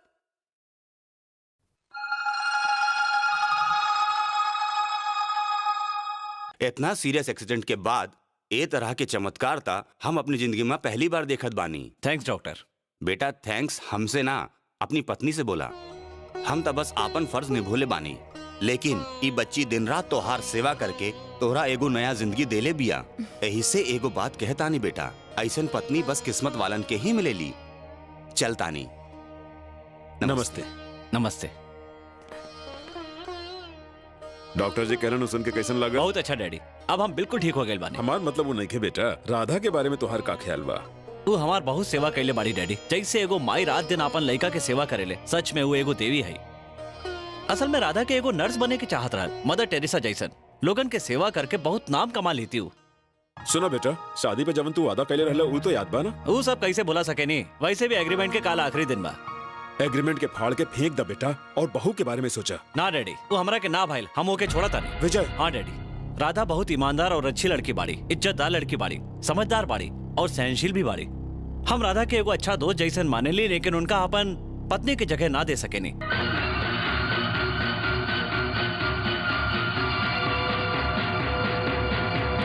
राधा के साथ हम पूरा 1 साल गुजर ले बानी। बाकी बीवी खाते जौन फीलिंग होला वो हमरा अंदर अभी तक आयल नहीं की डैडी। आई भी ना, कहे कि संसार में तोहरा जैसन स्वार्थी दूसर केहू ना होखी। अरे विजय, हम इस सोच भी ना सकेले कि तू इतना गिर जाइबे, तू इतना घटिया किस्म के इंसान बाड़े। अरे डैडी, रहुआ तो सीरियस हो गई नहीं। सीरियस काहे ना होखब। राधा एगो अच्छी लड़की बा, वो इज्जतदार हो, समझदार हो, सहनशीलता वाली हो, वगैरह वगैरह तारीफ तो बहुत कर देला। बाकी शादी के बंधन के जीवन भर निभावे के तैयार नहीं खा। छी, ई अलग अलग सोच रखे वाला दुनिया में ना जाने कितना लोग हुई हैं। अलग अलग धर्म के लोग भी यहाँ बाड़न, दिन रात एक दूसरा से झगड़े वाला लोग भी यहाँ बाड़न। बाकी ऐसन फीलिंग हमरा दिल में ना आयल कहे वाला एगो तू ही बाड़ा। It's a shame. देखा, शादी के बंधन बस चंद मंत्र के बंधन नहीं खे, जन्म जन्म के बंधन होखेला। जन्म जन्म तक एक साथे जिए मरे के पवित्र बंधन होखेला। बेटा बेटा, हम तोरा आगे हाथ जोड़ता नहीं, बहू के साथे इतना बड़ा अनर्थ मत करा बेटा। हमार बहू के खुशी हमरा भीख में दे दा, हम तो हर पैर पड़ता नहीं। ऐसा हरकत काहे करता नहीं? हम तो शादी के पहले ही शर्त बता दे ले रहनी, राधा भी जाने ली, वही हिसाब से एग्रीमेंट बनल रहे और एग्रीमेंट के हिसाब से हम चलता नहीं। अब रहुआ हमके मजबूर काहे कल चाहता नहीं? ओकर पवित्रता तोरा समझावे खातिर हमरा उम्मीद रहल कि ओकर पवित्रता तू समझ जाइबा। यही से तोहार मनहूस एग्रीमेंट के शर्त के मान ले रहनी। इतना बढ़िया पत्नी मिलला के बाद भी तोहरा दिल में रत्ती भर भी एहसास न जागल। ठीक बा, मान लेता नहीं तोहरा उसे प्यार नहीं खे, लेकिन जितना प्यार से वो लड़की तोहर सेवा कैले बिया, कम से कम ओकर ये एहसान के तो मत भूला बेटा। ये का कहता नहीं डैडी, ओकर एहसान से भला हमार जिंदगी के का लेवे देवे के बा? प्यार के रिश्ता तो दिल से होला डैडी, हमरा समझे के कोशिश करी please. Stop it, stop it. हम आज तो क्या अच्छा तरह से समझ गए नहीं। तो हर सोच के, तो हर करेक्टर के तू कितना गिरल इंसान बड़ा, ये हमरा एहसास होखा था। तुम्हारी हरकत के वजह से हमरे ना, हमार पूर्वजन के आत्मा भी कितना तड़पत होगी, रो रही होगी। प्लीज, हम बस अपना बारे में सोचे नहीं, हमरा कंफ्यूज मत करी, जौन कहले बानी उहे करब।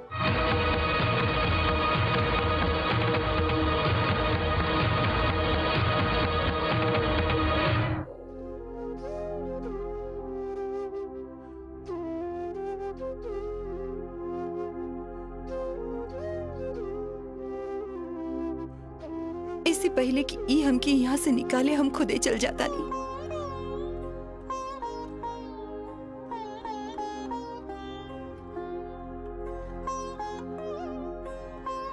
सुनी जी, हम जाए के तैयारी कर ले पानी। कल सवेरे राउर अग्रीमेंट के आखिरी तारीख बा, हम ओकरा से पहले ही चल जाए। थैंक्स राधा, तो ही बारू जी हमके समझ सकेलो। ऑल द बेस्ट।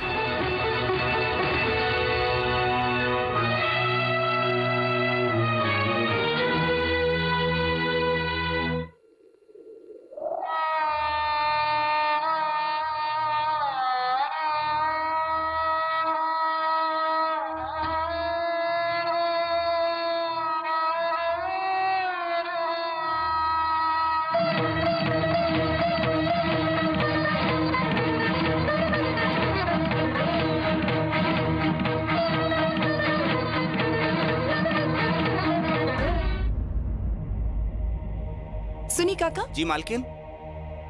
ई रहल घर के चाबी, और बाबूजी के शुगर के बदले ई टेबलेट देत रही है। रामू काका, रामू काका, छोटका मालिक रात के अक्सर लेट आवेलन, यही से बाबूजी के खाना खिया के सुता दे हब, और उनका हमेशा ख्याल रखी है।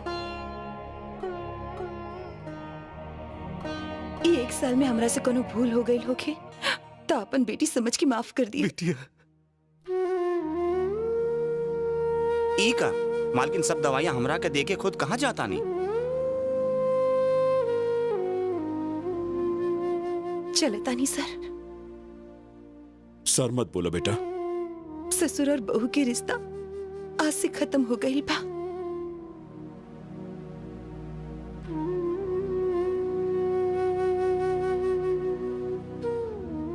राधा, हम क्लब जाता नहीं, रास्ता में तोके भी घरे छोड़ दे। चला।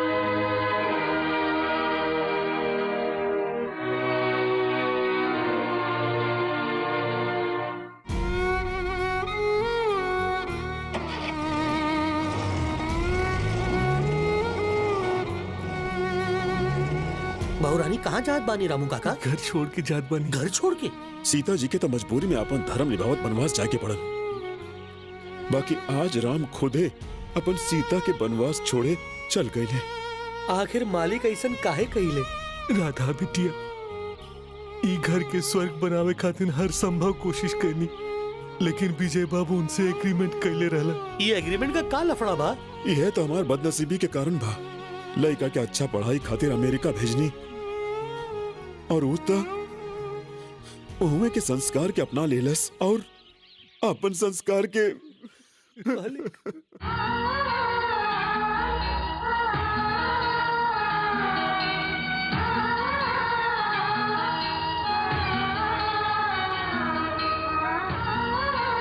राधा, 1 साल हमनी के एग्रीमेंट के हिसाब से आज पूरा हो गई। एग्रीमेंट के हिसाब से जौन हमनी के वादा कैले रहने वो आज निभावे जाता नहीं। तू नाराज नहीं खू ना? थैंक्स। हमनी के 1 साल पति पत्नी के तरह ना बल्कि दोस्त जैसन गुजरले बानी। तू हमारा अच्छा दोस्त बाड़ू। कोनो भी तरह की जरूरत होके तो हमके कहिया, ओके?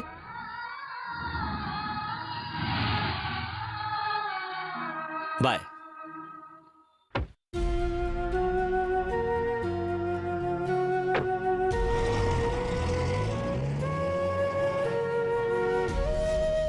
का बात बा बेटा? दामाजी तोहरा बहरे से छोड़ के चल गए? हमार बात के जवाब काहे नहीं खुदे? का बात बा? कुछ तो बतावा। का भइल बेटा? कौनो खास बात बा? खासे बात तो बा माई। वो लोग हमरा नौकरी से निकाल दिले। नौकरी से निकाले बाड़न ना? अपन जिंदगी से तो ना? अपन जिंदगी से भी निकाल दिले बाड़न माई। जिंदगी से निकाल देले? का दारू बेटी? हमरा से 1 साल की शर्त पर शादी कैले रहले माई। कहा के इंसाफ बा? इंसाफ नहीं की माई, हमार बदनसीबी बा। हम एगो पत्नी के धर्म निभावे में कोनो कसर ना छोड़ले रहनी। फिर भी हम उनका दिल ना जीत पाईनी माई। हम उनका दिल ना जीत पाईनी।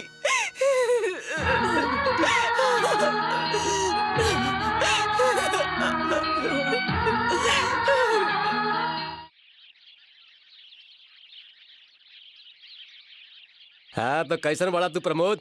नमस्ते भैया। यहाँ कैसे? हम अपन काम करतानी। और घरवाली ठीक बा ना?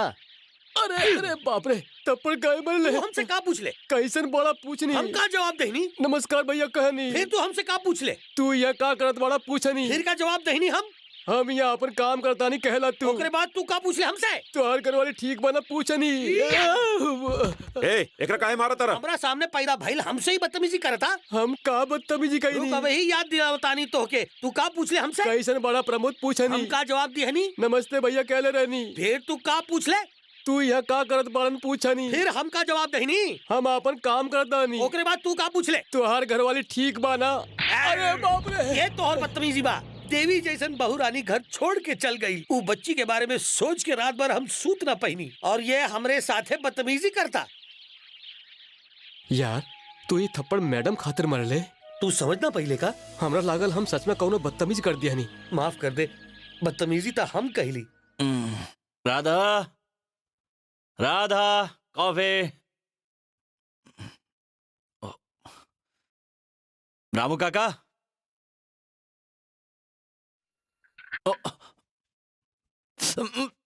रामू काका, एक कॉफी बाकी काढ़ा। मालिक, हमरा और बीवी नहीं, एक घर का नौकर बानी। अच्छा कॉफी चाहिए तो खुदे जाके बना ली। हैं? कॉफी बाकी काढ़ा ये तो पूछने फिर ही इतना सीरियस काहे हो गईला? हम कोनो और गलती तो ना कही नहीं? डैडी, डैडी, पानी नहीं खियावत। हमें घर के मालिक हई, करो नौकर ना हई। जे कहो पानी नहीं खियावत, कॉफी नहीं खियावत, एकर ध्यान दी। अरे यो भड़कतारन। There is something wrong in this house. का ऐसन कैलस? ओ कर तो। प्रमोद, गाड़ी निकाला। वो खराब हो गई तो बनवावत काहे नहीं खा? पानी काहे वेस्ट करा तारा? का मतलब बा? का ऐसन गुरत बाड़ा? देवी जैसन बीवी के फूल जैसन संभाले के बजाय दिन रात यहाँ पर मरत बाड़ा। ओकर फिक्र नहीं बा? यही से शादी कहले रहला तू? ये तो और काम बा। केस हो सकेला, कोर्ट जाए के पढ़ सकेला, पुलिस आ सकेले। तू अपन घर जैसन एक घर के वाट काहे लगा पड़े? हेलो, तो हर बात के मतलब समझता नहीं। चला गाड़ी निकाला। अरे श्यामू, हमनी के नौकरी परमानेंट हो गई यार। हसत काय बाड़त? और नहीं तो का, आजकल शादी परमानेंट होते नहीं के, तो नौकरी कहाँ से परमानेंट हुई है? विजय, कुत्ता के भौंकला से हाथी के सान में कमी ना आवेला। उनकर तक कामे बा भौंकल। ये लोग मूर्ख हवन। चला यहाँ से, लेट्स गो। विजय, आज हमनी दोनों ए तन्हाई में काहे? पूरा बोतल पियावे के इरादा बा का? नो नो।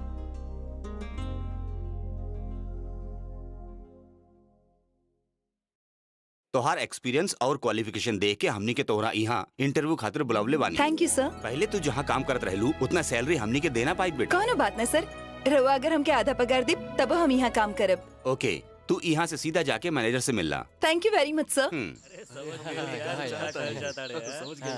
हैं?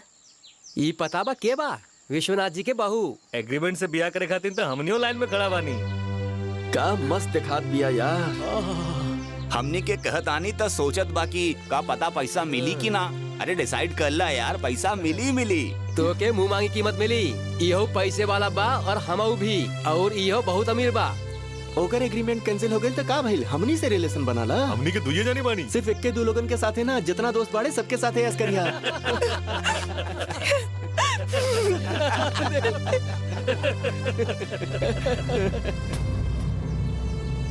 ठीक बा, हम शाम के आवता नहीं। सर, सर, सर। अरे ई का करत तारा? व्हाट इज दिस? चला उठा उठा। का भाई? सर, 1 साल के एग्रीमेंट वाला बिया हमरे दीदी के जिंदगी बर्बाद कर देला सर। एक बार ओकरा बारे में और सोची प्लीज सर, प्लीज। शंकर, हमने शादी एग्रीमेंट के हिसाब से कैले रहनी और वो एग्रीमेंट के हिसाब से ही हम ओकरा के छोड़ देनी। दुर्भाग्य से इस देश में खाली मर्दने के कानून चलेला। हरीश चंद्र भी सच्चाई खातिर अपनी पत्नी के छोड़ देले रहलन। औरत जब पैदा होले तो अपने साथे दुखन का भंडार लेके आवेले, और हम मर्द लोग वही दुखन के साथे उनन के मरे खातिर मजबूर कर देला। हमरा बहन के दोबारा अपना के अपना साथे जिए के अधिकार दे दे सर। एग्रीमेंट वाली बात अगर हमके पहले पता रहत तो हम अपन जान दे के भी बिया ना होके दे। शंकर, तू हमरा के गलत समझता। गलत समझे खातिर भी कारण बा सर। और लोगन के जब पता चलल कि ओकर शादी एग्रीमेंट के तहत भइल बा तो कदम कदम पर ओकरा बहुत ताना देला सर। हमार बहन देवी बा सर, ओकर खुशी लौटा दी। सारा जीवन राउर गुलामी करब, जिंदगी भर कुकुर बन के राउर घर के रखवाली करब। बस मेहरबानी करके अपने बहन के घर में कुछ जगह दे दी सर, जगह दे दी।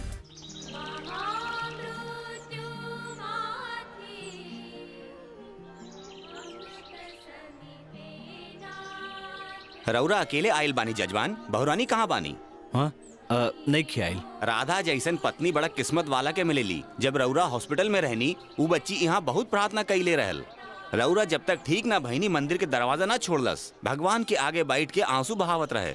आज रउरा बिल्कुल स्वस्थ है त सिर्फ ओकर प्रार्थना और सेवा की बदौलत।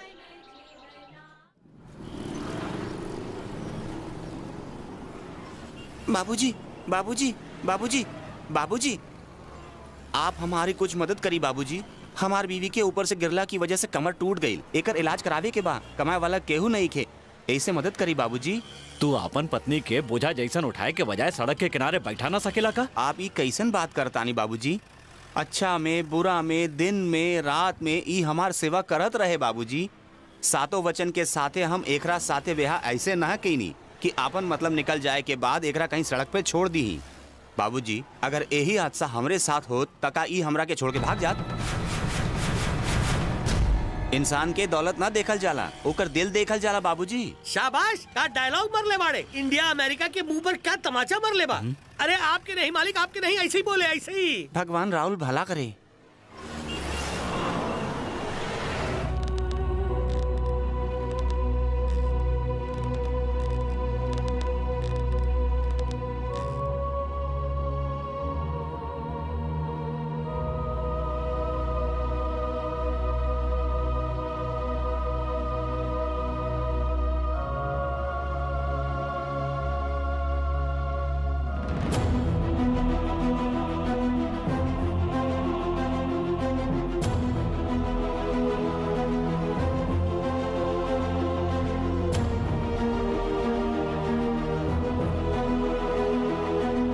डैडी, हमके राधा चाहिए। हमके सच में राधा चाहिए। ओकरा के वापस बुलवा ले। काहे ओकरा साथे फिर से एग्रीमेंट करेगा बा तोरा? ओकरा छोड़ो, दूसरा लड़की ले आई तोरा खातिर। वो ऑफिस में टाइपिस्ट भी है ना, वो अभी तक कुंवारे भी है, उससे बात कर लेता नहीं हम। तो ओकरा शादी कर लिया और राधा के भुला जा। रेडी? हाँ, ए बार एग्रीमेंट हम बनाए, कहीं शादी के बाद तू दोनों ओके। ई का मालिक राउरो जले पर नमक छिड़कतानी। के जरल बा, के जरल बा। जिंदगी और मौत के बीच जब ये झूलत रहल, तब दिन रात एकर सेवा करे वाली राधा आज तिल तिल करके जरत या। जवन बहू के बेटी के रूप में यह घर में ले आयल रहनी, वो बेटी जब हमके पापा के जगह सर कह के बुलवलस, ई विश्वनाथ वही घड़ी मर गई। लेकिन हमारी सपूत आराम से हैप्पी होके अय्याशी करत बा। ओके मिस्टर विजय, एंजॉय योरसेल्फ। हम सच में बदल गए बानी। हमरा विदेश नहीं के जाए के। ई देखी, ई रहल पासपोर्ट। हम सच कहता नहीं, हम सचमुच बदल गए बानी। प्लीज डैडी, हमके हमार राधा चाहिए, प्लीज। जहां से जागा चला उहे से सवेरा। विजय, हमरा गैला से बेहतर होखी कि तू खुदे जाके ओकरा मना के ले आवा। ये हमनी के संस्कार बा। ओके। हेलो। नमस्ते भैया। अरे का बात बा, आज बड़ा सीरियस लागत बड़ा, मजाक के मूड में नहीं खेगा? अरे छोड़ना, पहले अपनी बीवी को बुला के देखा। तू हमरा काहे मरले? काय बरनी पूछत बाड़े? हम तो से का पूछनी? हेलो कहले रहली ता तू हमसे का कहले? नमस्ते भैया बोलनी। फिर हम का बोलनी? का बात बा, बड़ा सीरियस लागत बाड़े, आज मजाक के मूड नहीं खेबा। ओकरा बात तू का कहले? अपनी बीवी को बुला के बता। तो फिर का कहले रहनी हम? तू हमके काहे मारत बाड़े? तू का कहले रहले? नमस्ते भैया। फिर हम तो से का कहनी? का बात बा, बड़े सीरियस लागत बाड़े। फिर तू हमसे का कहले? तू दोस्त बाड़े।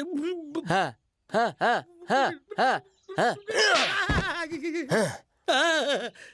तू हमके काहे मारत बाड़े?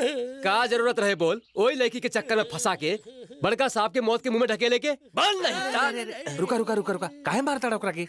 अरे प्रमोद, छोटे मालिक बहुरानी के वापस ले आवे गइल बाड़न। सच बोले तानी? हाँ यार, यही से तू हमके मरले?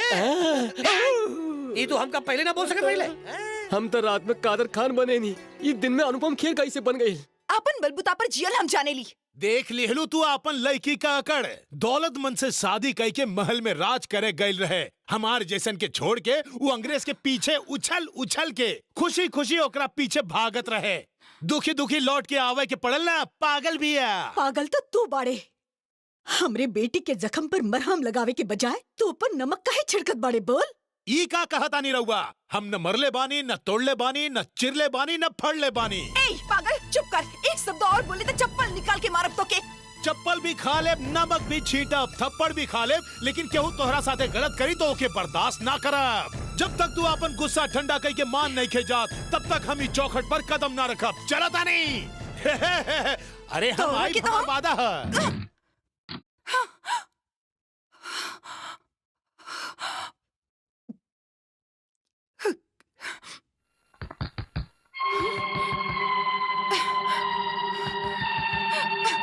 कहानी ना जो।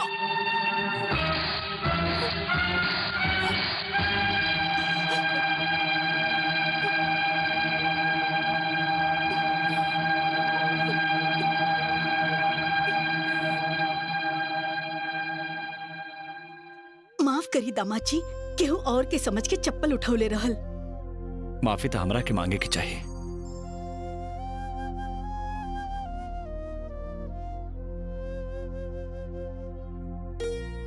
Radha, I am really sorry. हमरा साथे चला। कहाँ? अपना घरे।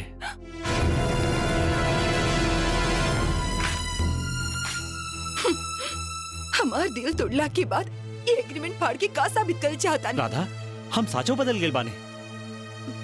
जब तक और मन हो कि हमसे खेलब और फिर फेंक देब और फिर से अपना ले। हम कोनो गुड़िया नहीं की, हम एगो इंसान है। हमारा अपन भी एगो हाथ में सम्मान बस, सिर्फ राउरे नहीं के। शादी हमरा खातिर कोनो खेल नहीं के। हम अच्छा खाना बनावली तो रउआ का कहले रहनी, हमके एगो कुक बना दीली। धर्म समझ के राउर सेवा कईली तो हमके हेड नर्स बना दीली। पति के सेवा में ही पत्नी अपन सुख ढूंढ के गर्व महसूस करेली। अच्छा खाना बना के पति के खिया के वो प्यार पावल चाहेली। उसे ओकरा कोनो सर्टिफिकेट ना चाहिए। रउआ कौन तरह की औरत चाहिए केकरा से रउआ प्यार कर सकेनी हम अच्छी तरह जाने नी। यही से जोना दिने रउआ कहनी कि तोरा खातिर हमरा दिल में कौन फीलिंग्स नहीं खे, ओही दिना से हम अपन दिल के फीलिंग्स बदल देले रहनी। रउआ हमरा घरे मेहमान बन के आयल बानी, कॉफी पी के जरूर जाइब। इससे ज्यादा हमनी के बीच में कौन रिश्ता नहीं खे। सोच ले रहली कि तू हमार गलती माफ कर देबो, लेकिन हम माफी के लायक नहीं खे। काहे कि जब हम पैदा भइले तब हमार माई हमके छोड़ के चल गई। हमार माई होगी तो हमरा के संस्कार के बारे में सिखाई। हम बचपन से अमेरिका में बड़ा भइल बानी, यही से औरत के बस एगो टाइम पास के चीज समझत रहनी, कबो ओकर भावना के समझ भी ना कईनी। यही से हम तोरा समझ ना पाईनी, हमार बहुत बड़ा भूल रहे। लेकिन हम हिम्मत ना हारब, हम तोरा से सच्चा प्यार करेनी, एकर एहसास हम तोरा के करा के रहब। का यार एगो एड्रेस तक पहुंचावे खातिर 3 घंटा से घुमावत बाड़ा, पूरा शहर घुमा चुकल बाड़ा तू। सॉरी सर, हम इस शहर में नया बानी।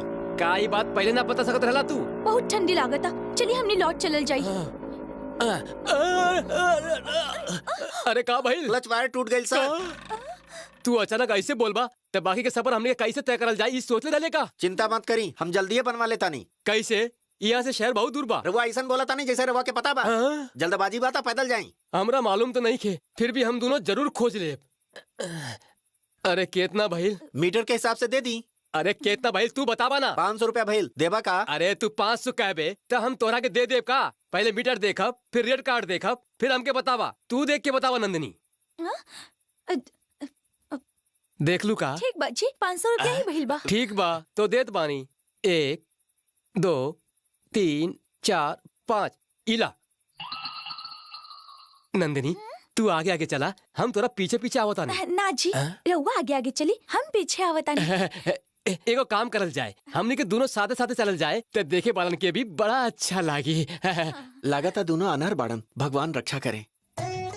देखा ना नंदिनी, यहाँ के नजारा कितना खूबसूरत बा। हाँ जी, हमरा भी देख के बड़ा अच्छा लागता। ये कैसन अंधेर बा ऊपर वाला, हमरा के रात में देखा ना सकत रहला। ये आवाज कैसन बा? लागता आस पास ही कहीं मंदिर बा। जय जय भोलेनाथ, संसार में रावरे बोल वाला बा, तू तो अंधन के भी रास्ता दिखावेला। नमः शिवाय, ओम नमः शिवाय, हरे हरे भोले नमः शिवाय। नंदिनी, हाँ? यह नंदी इनकर परिक्रमा करे से, मन चाहे मुराद मांगे से नंदी जी होकर पूरा कर देवेलन। तब फिर रउआ पहले करीं जी। शंकरा नागो को तूने धरा, तू है विघ्नेश्वरा शंकरा। नंदी जी मार दिया ना। शंकर भगवान रउआ आशीर्वाद देले का?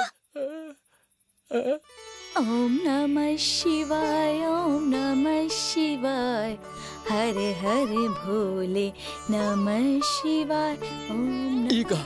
हमरा तरह योगा के परिक्रमा कर दिया।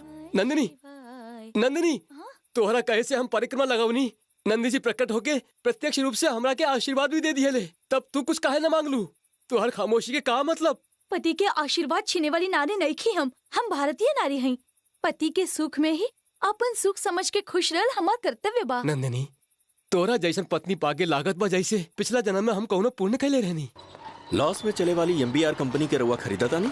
हाँ, ये रउआ का करता नहीं मिस्टर विजय? वो तो पहले ही से लॉस में चलतिया, मजदूरन के पगार तक नहीं खन दे पाओ तू। हमरा लेला के बाद MBR कंपनी VIP बन जाए। माने के पड़ी, हमनी के भला खातिर लॉस वाली कंपनी भी खरीद ले ली, नहीं तो हमनी के भूखे मर जाए।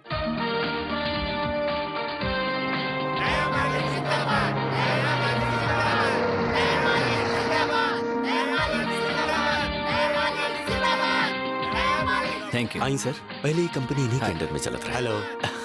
Thank you, thank you. और ई बाड़न यहाँ के HR। Hello, thank you very much. Thank you, thank you, thanks.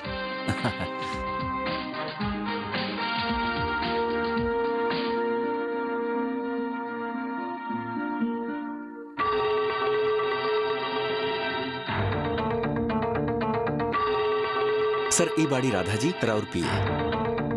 Madam, MD साहब सिर झुका देले बानी, पहना दी मैडम। नमस्ते sir. Please to meet you. Madam, MD साहब हाथ बढ़ावत वाले, रहुरो भी हाथ बढ़ाई।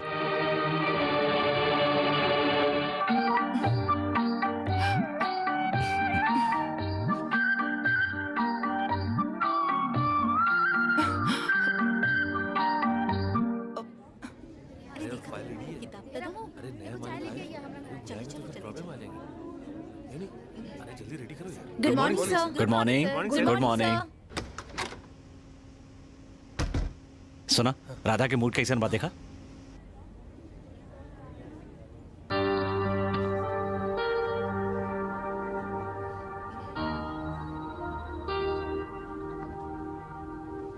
इका बार बार लड़की देखे खातिर ताक झाक करता।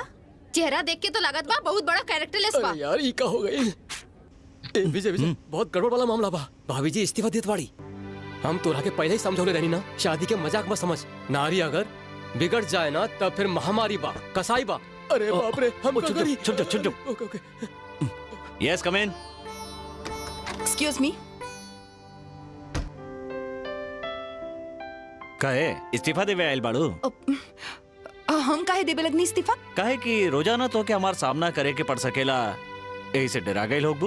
रवा का समझतानी कि राउर सामना करे के हमरा में हिम्मत नहीं खे? ऑफ कोर्स हम इस समय तोहार पति नहीं की, हम इस समय तोहार बॉस बने और हमार अंडर में यहाँ पीए बन के हमार साथ काम करे के हिम्मत बात और हमें।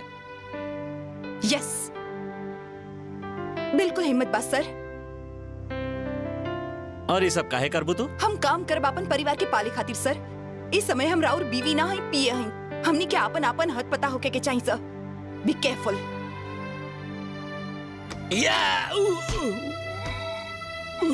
बस तू कहाँ बड़ा? सब संभाल लिया।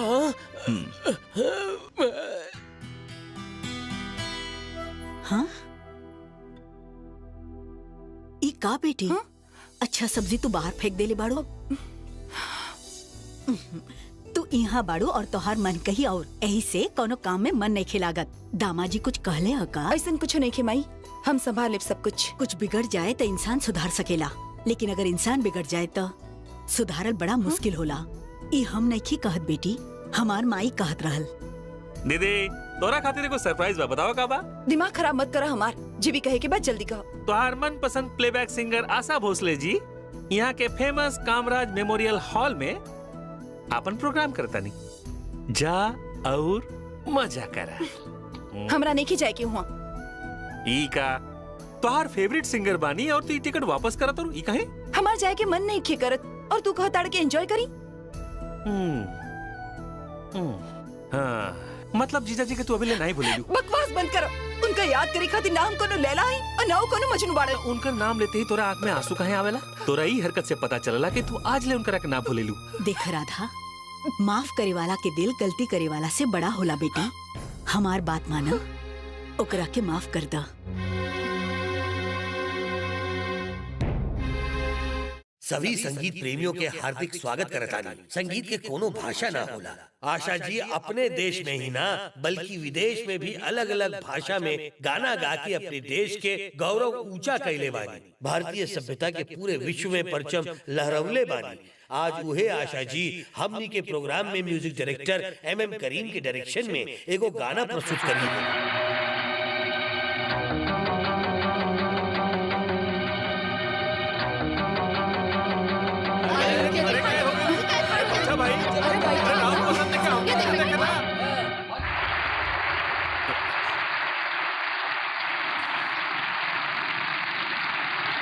आज के हमनी के प्रोग्राम के चीफ गेस्ट बाड़न मशहूर उद्योगपति विजय जी और उनकर पीए राधा जी। उनसे अनुरोध बा कि मशहूर गायिका आशा भोसले जी के मंच पर आकर सत्कार करी।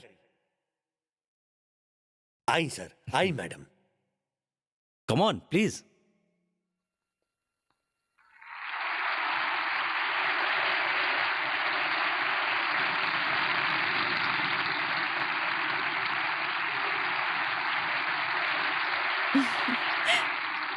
नमस्ते। नमस्ते। आशा जी की जाए का इंतजाम रहुआ कर दे ले बानी ना? कर दी ले बानी सर। ओके रहुआ बैठ जाइए madam. Radha come on please. Please बैठ जाइए मैडम। बैठ जाइए मैडम। जाइए।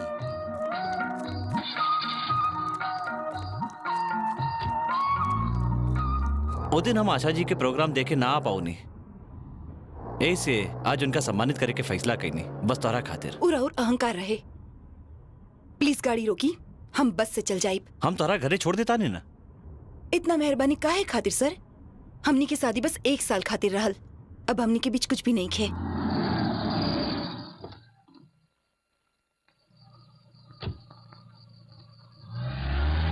मालिक छोटे मालिक बहुरानी के वापस लावे खातिर काका तकलीफ करत बाड़न राउत जानीला। इंसान के अपने गलती के एहसास हो जाला तो ओकरा के प्रायश्चित कहल जाला। बहुरानी आज नहीं तक कल बात के जरूर समझिए। राहुल कुछ खा ली। ठीक है कहा तारा, आज न तक कल राधा बेटी यह घर में आइए जाई। जब तक वो घर में लौट के नहीं खियावत ओकर आवाज नहीं खी सुन लेत तब तक दिल के सुकून न मिली। रामू काका, हम अपना बेटा की सुधारे खातिर राधा बेटी से शादी तो करवा देनी, लेकिन हम ई रिश्ता के बचा न पाऊनी। राधा के दिल बदले तक हम अपना आप के माफ न कर पाई।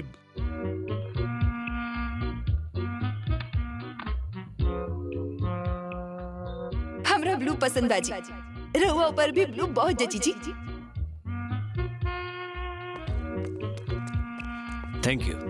24 घंटा ऑफिस में हम अपन ड्यूटी करता नहीं। रउआ के ना रहला के वजह से फैक्ट्री लॉस में चलत। सारा काम देखे खातिर से तोरा के मैनेजर बनोले बानी, यही खातिर 3 गुना पगार भी दे रहल बानी। मैडम, एमडी साहब आपके बुलावत बाड़े। ओके। देखा, हमारी कमरा ब्लू कलर के होके के चाहिए। Blue table, blue chair, blue wall, blue May I come in, curtain. sir? Yes, come in. Blue fan sir. और ब्लू फोन। आई अंडरस्टैंड सर, आपकी बीवी के ब्लू कलर बहुत पसंद बा, यही खातिर नहाए का साबुन भी ब्लू कलर का चाहत बानी ताकि वो आपसे खुश रहे। Yes, really you are great sir. पत्नी के पसंद ब्लू, पति के पसंद ब्लू, रउआ ब्लू रंग से उनका जरूर फर्क पड़ी सर, जरूर फर्क पड़ी। थैंक्स। यू आर वेलकम सर। आज के बाद हमने सब लोग यहाँ ब्लू बात ही करल जाई। कैश के लेन देन होकी तो वो ब्लू होकी सर। एक फैसला हमने के आज ही करल जाई। आज के बाद हमने के राज्य बल्कि पूरा देश ब्लू देश कहलाई। ब्लू देश, हिंदुस्तान नहीं बल्कि ब्लूस्तान कहलाई। तब हम अपन छोटा सा ब्लू भाषण के खत्म कराता नहीं। जय ब्लू। नमस्कार मैडम। का लिखी के बा सर? या लिखा मिसेस राधा, पीए के का मतलब होला? पर्सनल असिस्टेंट सर। मतलब हमने पर्सनल मैटर पे डिस्कस कर सके नहीं।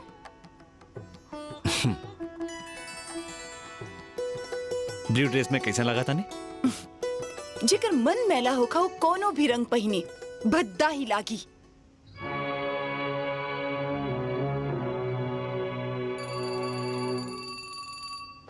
हेलो, गुड मॉर्निंग सर, हम शंकर बोला तानी। हाँ शंकर बोला।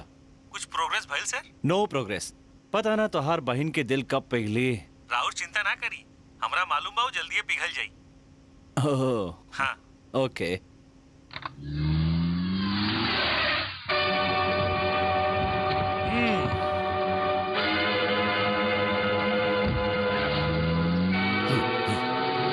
लगा तो विजया आवत बा।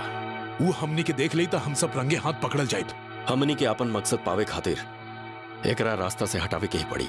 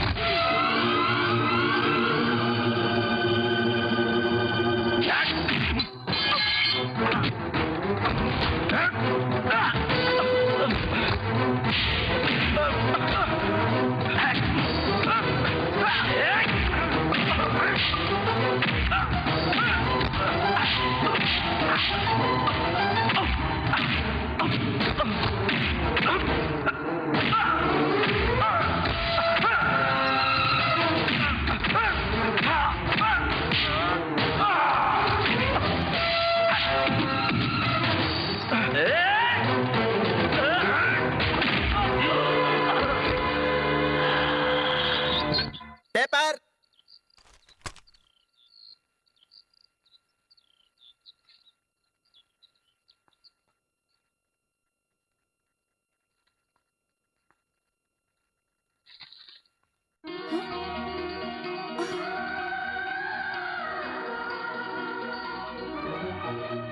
Good morning. Many many happy returns of the day.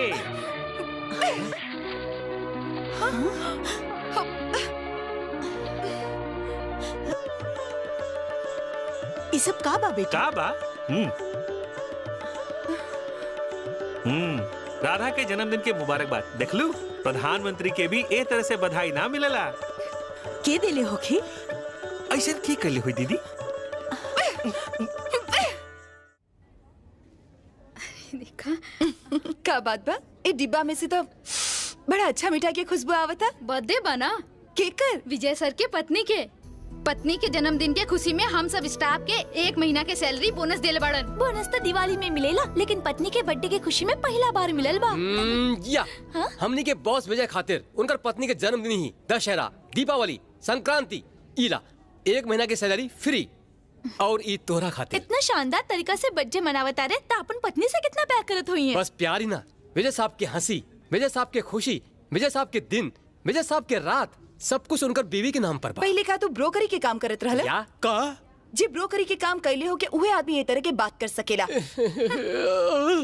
अभी तक हम तोहरा नजर में गिरल रहनी, अब हम आपन नजर में भी गिर गई नहीं।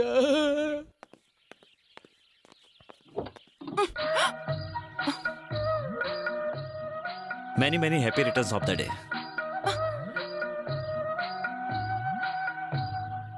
अरे इका करत तारू। तो हर दियल फूल की जब हम जमीन पर पटकनी तो तोहरा इतना बुरा लागता। तू तो हमरा दिल के ही कुचल देले अरे रहला। अपन गुस्सा फूल पे काहे उतारलू? उतारे के बाद हमारा पे उतारा। हम तो से बेकार में बहस नहीं की करल चाहत। Radha please try to understand.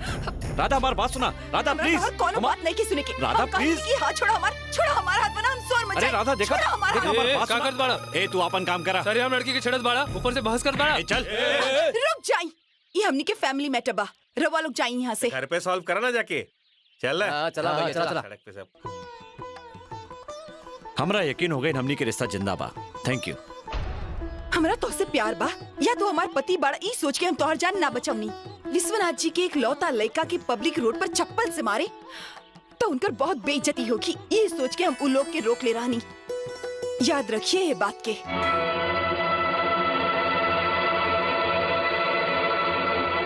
Vishwanath ji की तो बात छोड़ा, तू पहले अपने जिद के बारे में जरूर सोचा। हर चीज के एगो सीमा होले दीदी। ज्यादा डोर खिंचबू तो कटी पतंग जैसन हो जेबू दीदी। हमरा तू लोग से सीख लेवे की जरूरत नहीं खे। हम जानता नहीं कि हमरा कैसे जिए के बा। तारू तो अकड़त काहे बाड़ू? जीजा जी अपन गलती मान लेले बाड़न, वो माफी भी मांग लेले बाड़न, तो उनसे उनकर करने के बदला ले तारू। कल के वो केहू और के साथ शादी करके अमेरिका चल जेहन त तू का कर लेबू? उम्र भर रोत रहबू। अरे दीदी, उनका से जो अनजाने में गलती भइल बा, वो छोटा सा बात खातिर उनका के तू इतना बड़ा सजा देता रू। अरे लोग तो बड़ गलती हो गईला पर ओके भुला के वापस गले लगा लेवेलन। लड़की माँ बाप के घर में तबे तक अच्छा लागेले जब तक ओकर शादी ना भइल होखे। ओकरे बाद ओकर पति के घर ही ओकरा खातिर सब कुछ होला। बेटी तोहर बहन जौन कहत बा तोहर भलाई खातिर कहतारी। एगो लड़की जन्म से ही पराया धन होले और ससुराल ही ओकर घर होला, लेकिन अगर वो नहीं हरा के रहे लागे तो दुनिया वाला तरह तरह की बातें करेलन। अगर ऐसा ही नाटक करे के रहे तो शादी से पहले ही मना कर दे तू। जरूर मना कर सकत रहनी दीदी, लेकिन तोहनी सबकी जिम्मेदारी हमरा पर रहे। यही वजह से हमरा मजबूरन हाँ करे की पड़ल रहे। तू लोग के जिंदगी सवार की खातिर हम अपन जिंदगी बर्बाद कर देले बानी। अगर हम ऐसा ना करती तो तोहर शादी से पहले जो दहेज देवे की बात कहले रहनी जा, वो कहाँ से दे पाती? अब का हम हाँ करके गलती कही नहीं? काहे भैया, दाढ़ी मुझ आ गईला से केहू मर्द ना होला, ओकर भी कुछ जिम्मेदारी ना होखेला? एगो प्यून के काम करके 2 पैसा कमा के हमारा हाथ ना बटा सकत रहल तू, और आज हमरा सिखावताड़ा कि कैसे जी के चाहिए और हमरा का करे के चाहिए और का ना। और तू हमके का सिखावतारू? पति के साथ कैसे रहे के चाहिए, कैसे ना रहे के चाहिए, ई तू हमरा सिखाइबू? शादी के बाद अगर हमनी के तोहर ऑपरेशन ना करती जा तो तोहर पति तो के यहाँ से लेके ना जाए, ये कहले रहना हूँ। और आज तो हमरा बतावतारू कि पत्नी के रिश्ता का होला? कारे अगर हम ऐसा ना कैले होती तो आज तोर घर बस पावत। शादी से पहले ही तू होकर बच्चा की माई बन गई होती। तोहरे प्यार भरल पाप के प्यार के असली रंग देवे खातिर हमरा अपना आप के बेचे के पड़ल। हम ऐसा कदम काहे उठवनी, ये बात हमारा अपन माई ना समझ पौलस। कहीं हमार माई रो रो के अपन दम ना तोड़ देबे, हमार बहन फांसी लगा के अपन जान ना दे देबे, ये सोच के हम ऐसा कैली। मगर आज हमार दर्द, हमारा एहसास हमरा समझे वाला केहू नहीं खे घर में। ये सब हम तू लोग की चेहरा पर हंसी देखे खातिर कैली। हर पत्नी की धर्म होला अपन पति के साथ साथ पूरा ससुराल वालन की इज्जत करे, लेकिन हमार किस्मत खराब रह गई। हमार पति हमारी इज्जत के नीलाम कर दिलस। पूरा संसार में हमरा जैसन बदनसीब शादी के दूसर होके से जे हमारी इज्जत ना कैलस, जिंदगी भर होकर इज्जत ना करब। हर पत्नी के धर्म होला कि अपन पति के साथ ही जिए और ओकरे साथ ही मरे, लेकिन लेकिन ये हमरा किस्मत में नहीं के माई, नहीं के माई, नहीं के, नहीं के, नहीं के।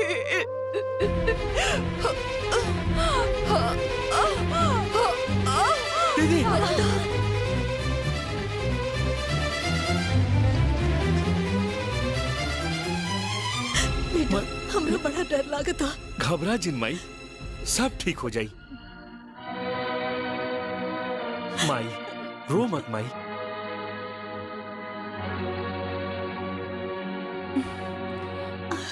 बधाई हो, तोहार बेटी माई बने वाली भी है।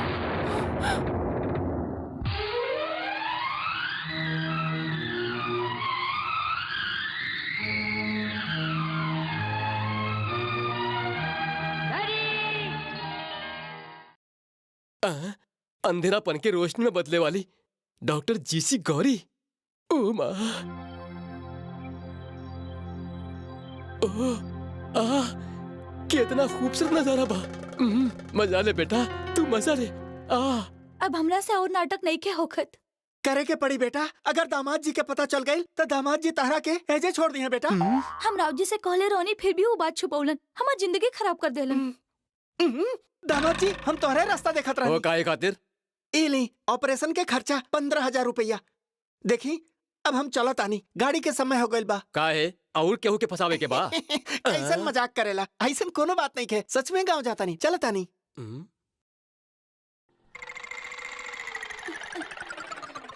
नंदिनी, का जी? हमके बहुत भूख लागल बा, तनी आमलेट बना के ले आवा, दोनों साथे खाइल जाई। अभी ले आवतानी जी।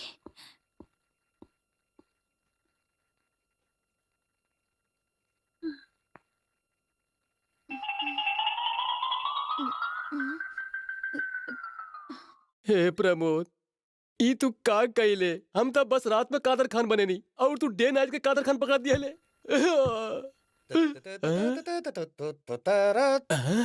ई पैसा यही जगह रह देत हई। हम आज एकरा सबक सिखाए। ई हमरा साथे बड़ा धोखा कइले बा। आज पूरा हिसाब चुकता करब।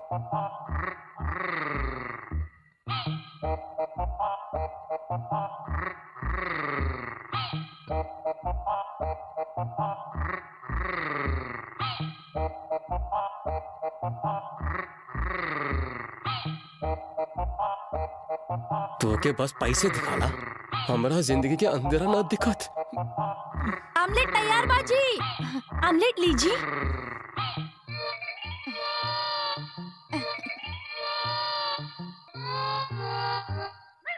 ई तो अकेले गपागप खात बा।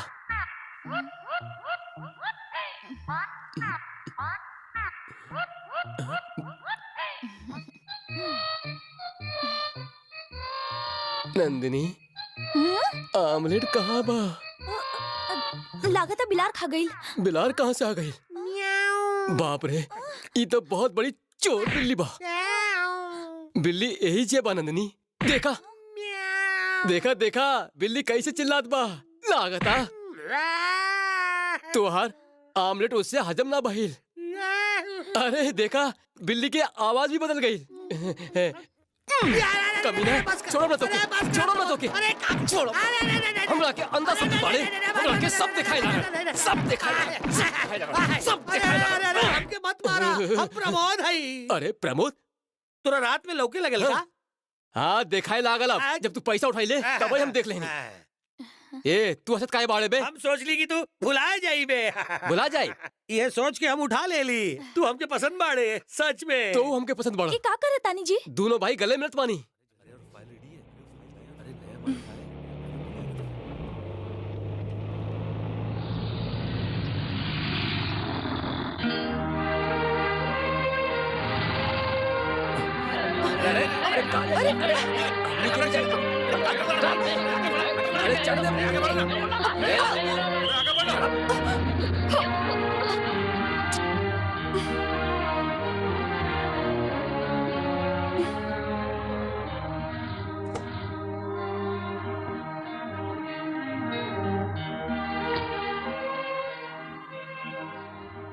चला हम छोड़ देता नहीं। सॉरी सर।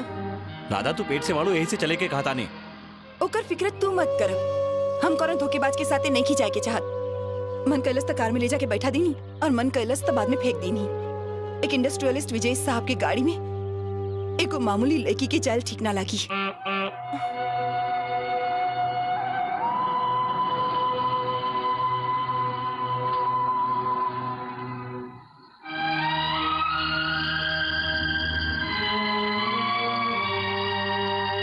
अब तोहरा अपन ढेर ख्याल रखे के चाहिए। देखिए सब ठीक हो जाए, संभल के जाइए।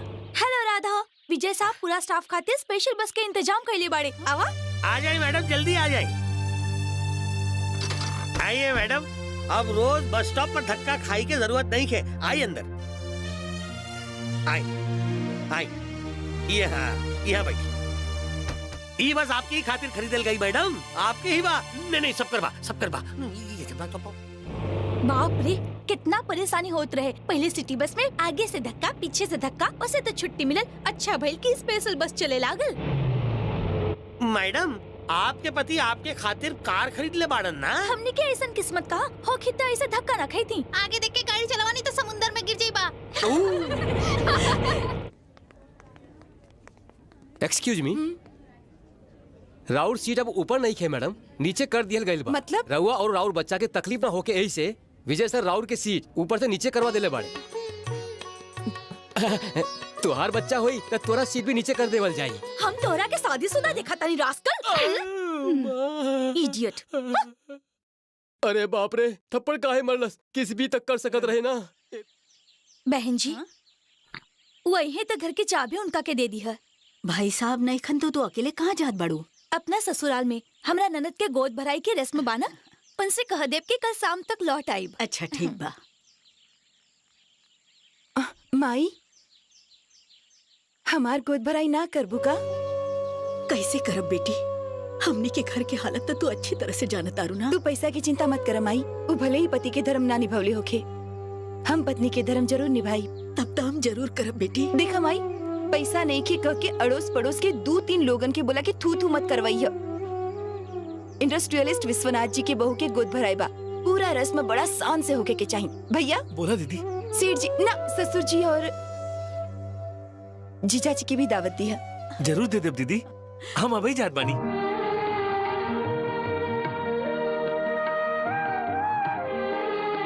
कैसे हो शंकर?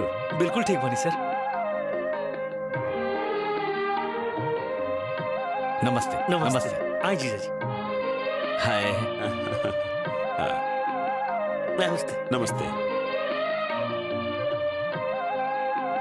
तोहर पति कहाँ बाड़न? ये कैलेंडर के पिता के बाई कैसे पता चली? तोहारी बच्चा के पापा के है, ई तो बतावा। सदा सुहागिन रह बेटी।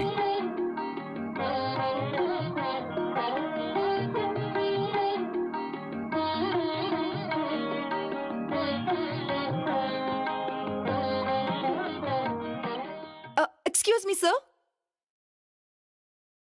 पीएसी कंपनी के एमडी डायमंड के नेकलेस हमरा के तोहफा में दी हैं, तो लोगन के लागी कि हमनी के बीच में कोनो संबंध बा। नहीं के का संबंध बा ये अपना ही मुंह से बता दी? बतावे में शर्म आवता का? चलिए हमें बता देता नहीं, वाइफ एंड हस्बैंड के रिलेशन बा।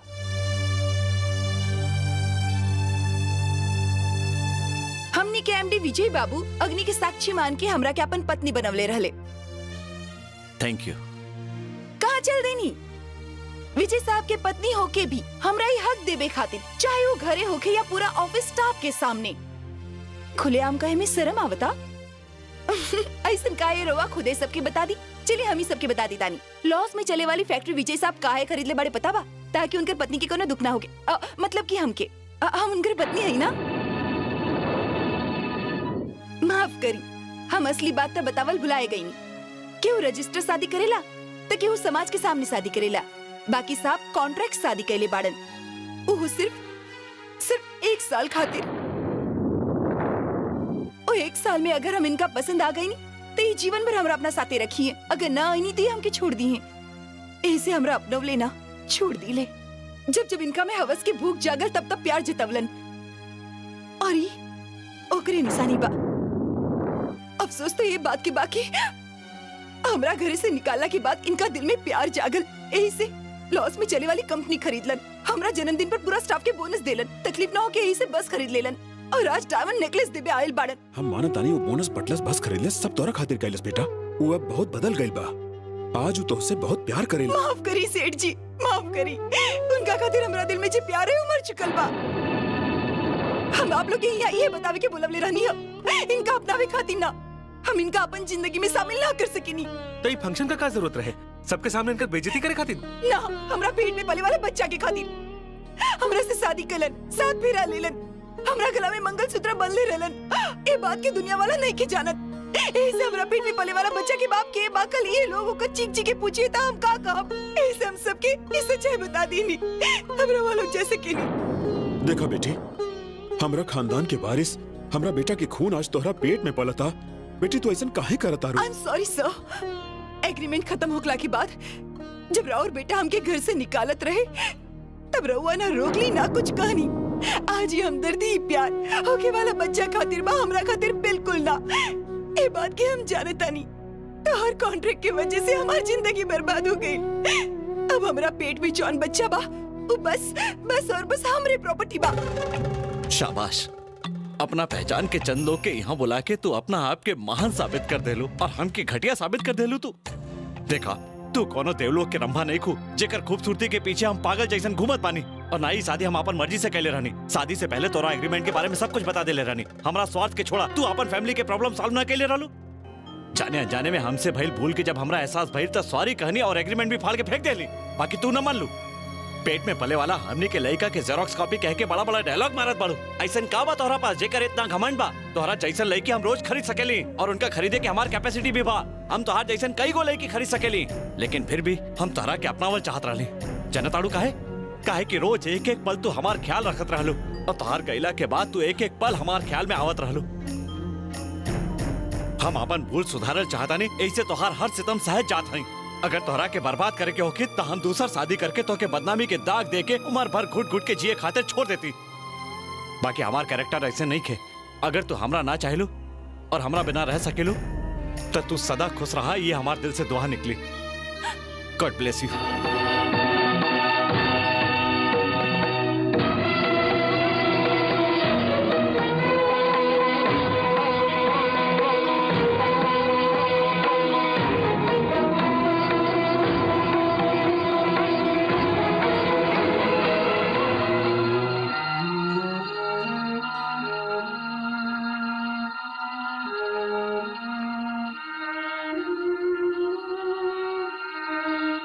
जीजा जी, अब बहुत हो गई। हमरा और हाथ जोड़ता नहीं। छोड़ी ना। छोड़ा हमके। ए, देखिए अब हम कैसे प्यार करके शादी करता नहीं। पता न काहे राधा पे हमार दिल आ गई। वो क्या चाहतिया ये हम अच्छा तरह से जानता नहीं। वो हर बार अलग अलग तरह से हमार बेइज्जती कैले बिया, लेकिन आज तो वो हदे कर दिलस। प्लीज जीजा जी रुक जाइए। छोड़ा हमके। विजय, एक दोस्त जैसन समझावत बानी, हमने के बात मान ला। दोस्त यार भाई बीवी की जगह ना ले सकेलन। आजू मर गई, यही से तपियता नहीं। इंसान के दिल टूटेला तो ओकरा पर का गुजरेला याद समझ में आए। एमे ओकर कोनो गलती नहीं किया, वो बहुत जिद्दी बिया। छोटका मालिक, रहुआ ऐसी बात मत करी। राम सीता की जोड़ी लागेला दोनों के। ना यार, रावण के हरण कैला के बाद जब राम सीता के वापस ले आइलन तबे रामायण बनल। हमारा ऐसा नहीं खे। नहीं जीजा जी, पूरा और जरूर मिली। मालकिन के हमनी जल लेके ही आइब। जरूर ले आइब। चला रे सब। बहन, भाभी, आंटी, आंटी, विजय यहाँ आयल रहल का? ये आई तो ओके जाय मत दिया। काहे बेटा? दिलीप और जयराम जेल से भाग गए बड़न और वो विजय के मारे खातिर खोजत बड़न। हमने कैसे बचाई समझ में नहीं क्या आवत। बेटी, माँ जी, वो दिलीप और जयराम विजय साहब के मारे खातिर इतना बड़ा तलवार लेके जात बाड़न। बाजी, विजय बाबू यहाँ आई है तो जाए मत दिया। हाँ। माई, हमरा बड़ा डर लागता माई। का भेल भैया? तोरा तो बतौले बेकार बा। माई, दिलीप और जयराम तलवार लेके जीजाजी के घर की ओर गेलन। हमरा लागत है जीजाजी की जान से मार दिए। हे राम, का करी? अब कहाँ हुई बेटा? ऑटो, विजय कॉटेज जाए की बात। बैठिए।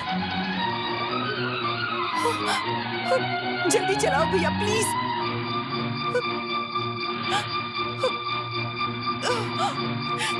जल्दी करो।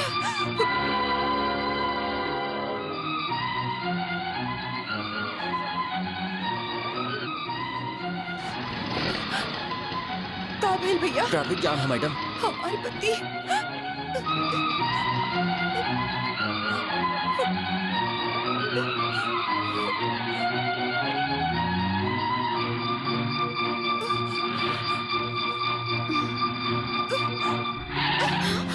हालत में कहाँ जाता रू? विजय कॉटेज। विजय के मारे खातिर तोहर भाई और जयराम तलवार लेके खोजे ताड़न। ना ना, ये झूठ बा। हम उनका से मिलके आवतानी। वो जेल में बाड़न। हमार बात की यकीन करा। आई एम सॉरी, अब हमरा के जाए के बा। छोटका मालिक, हम मालकिन से सब कह रही कि रउआ के मारे खातिर दिलीप और जयराम खोजत बाड़न। सब एकदम सच्चा लागे के चाहिए मालिक। रउआ की एक्टिंग करे खातिर डुप्लीकेट खून टेबल पर रख देले बानी। मालकिन हर हाल में रउआ तक पहुंचने की कोशिश करी है। उनके लागे के चाहिए कि आपके बचे के कोनो उम्मीद नहीं है। फोन रखता नहीं।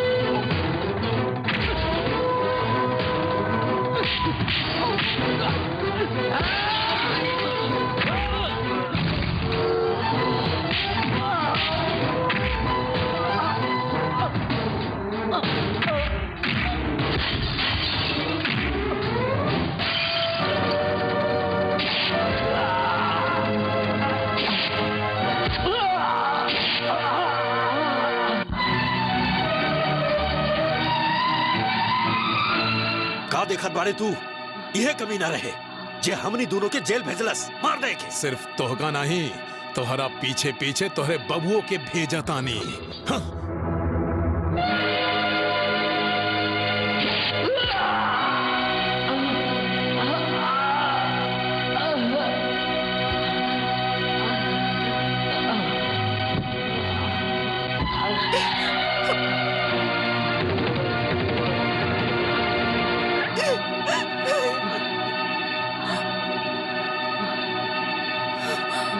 अभी तक मरल नहीं के?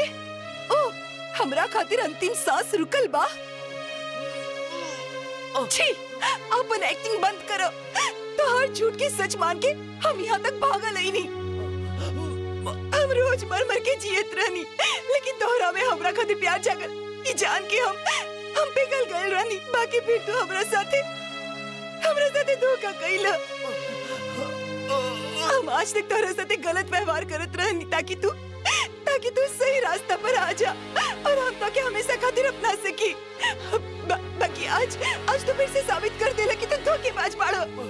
अब आज के बाद हमने दोनों के बीच में जौन रिश्ता रहल पूरा तरह से खत्म हो गइल। तो आज फिर से हमार दिल के चोट पहुंचवला। दोबारा कभी हमारा रास्ता में आवे की कोशिश कइला तो हम आत्महत्या कर लेब।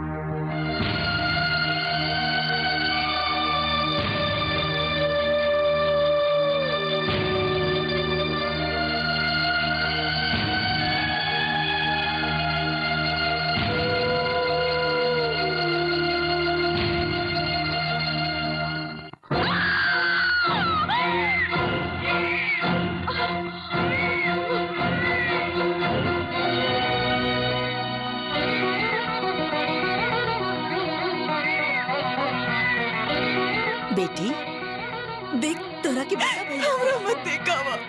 हम पहले विजय के देखब। हमके विजय के लगे ले चला। हमके विजय के लगे ले चला। विजय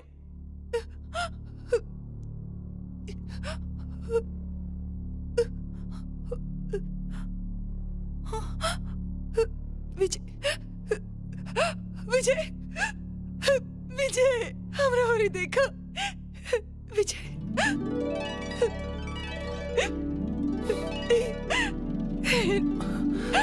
I love you. I love you so much.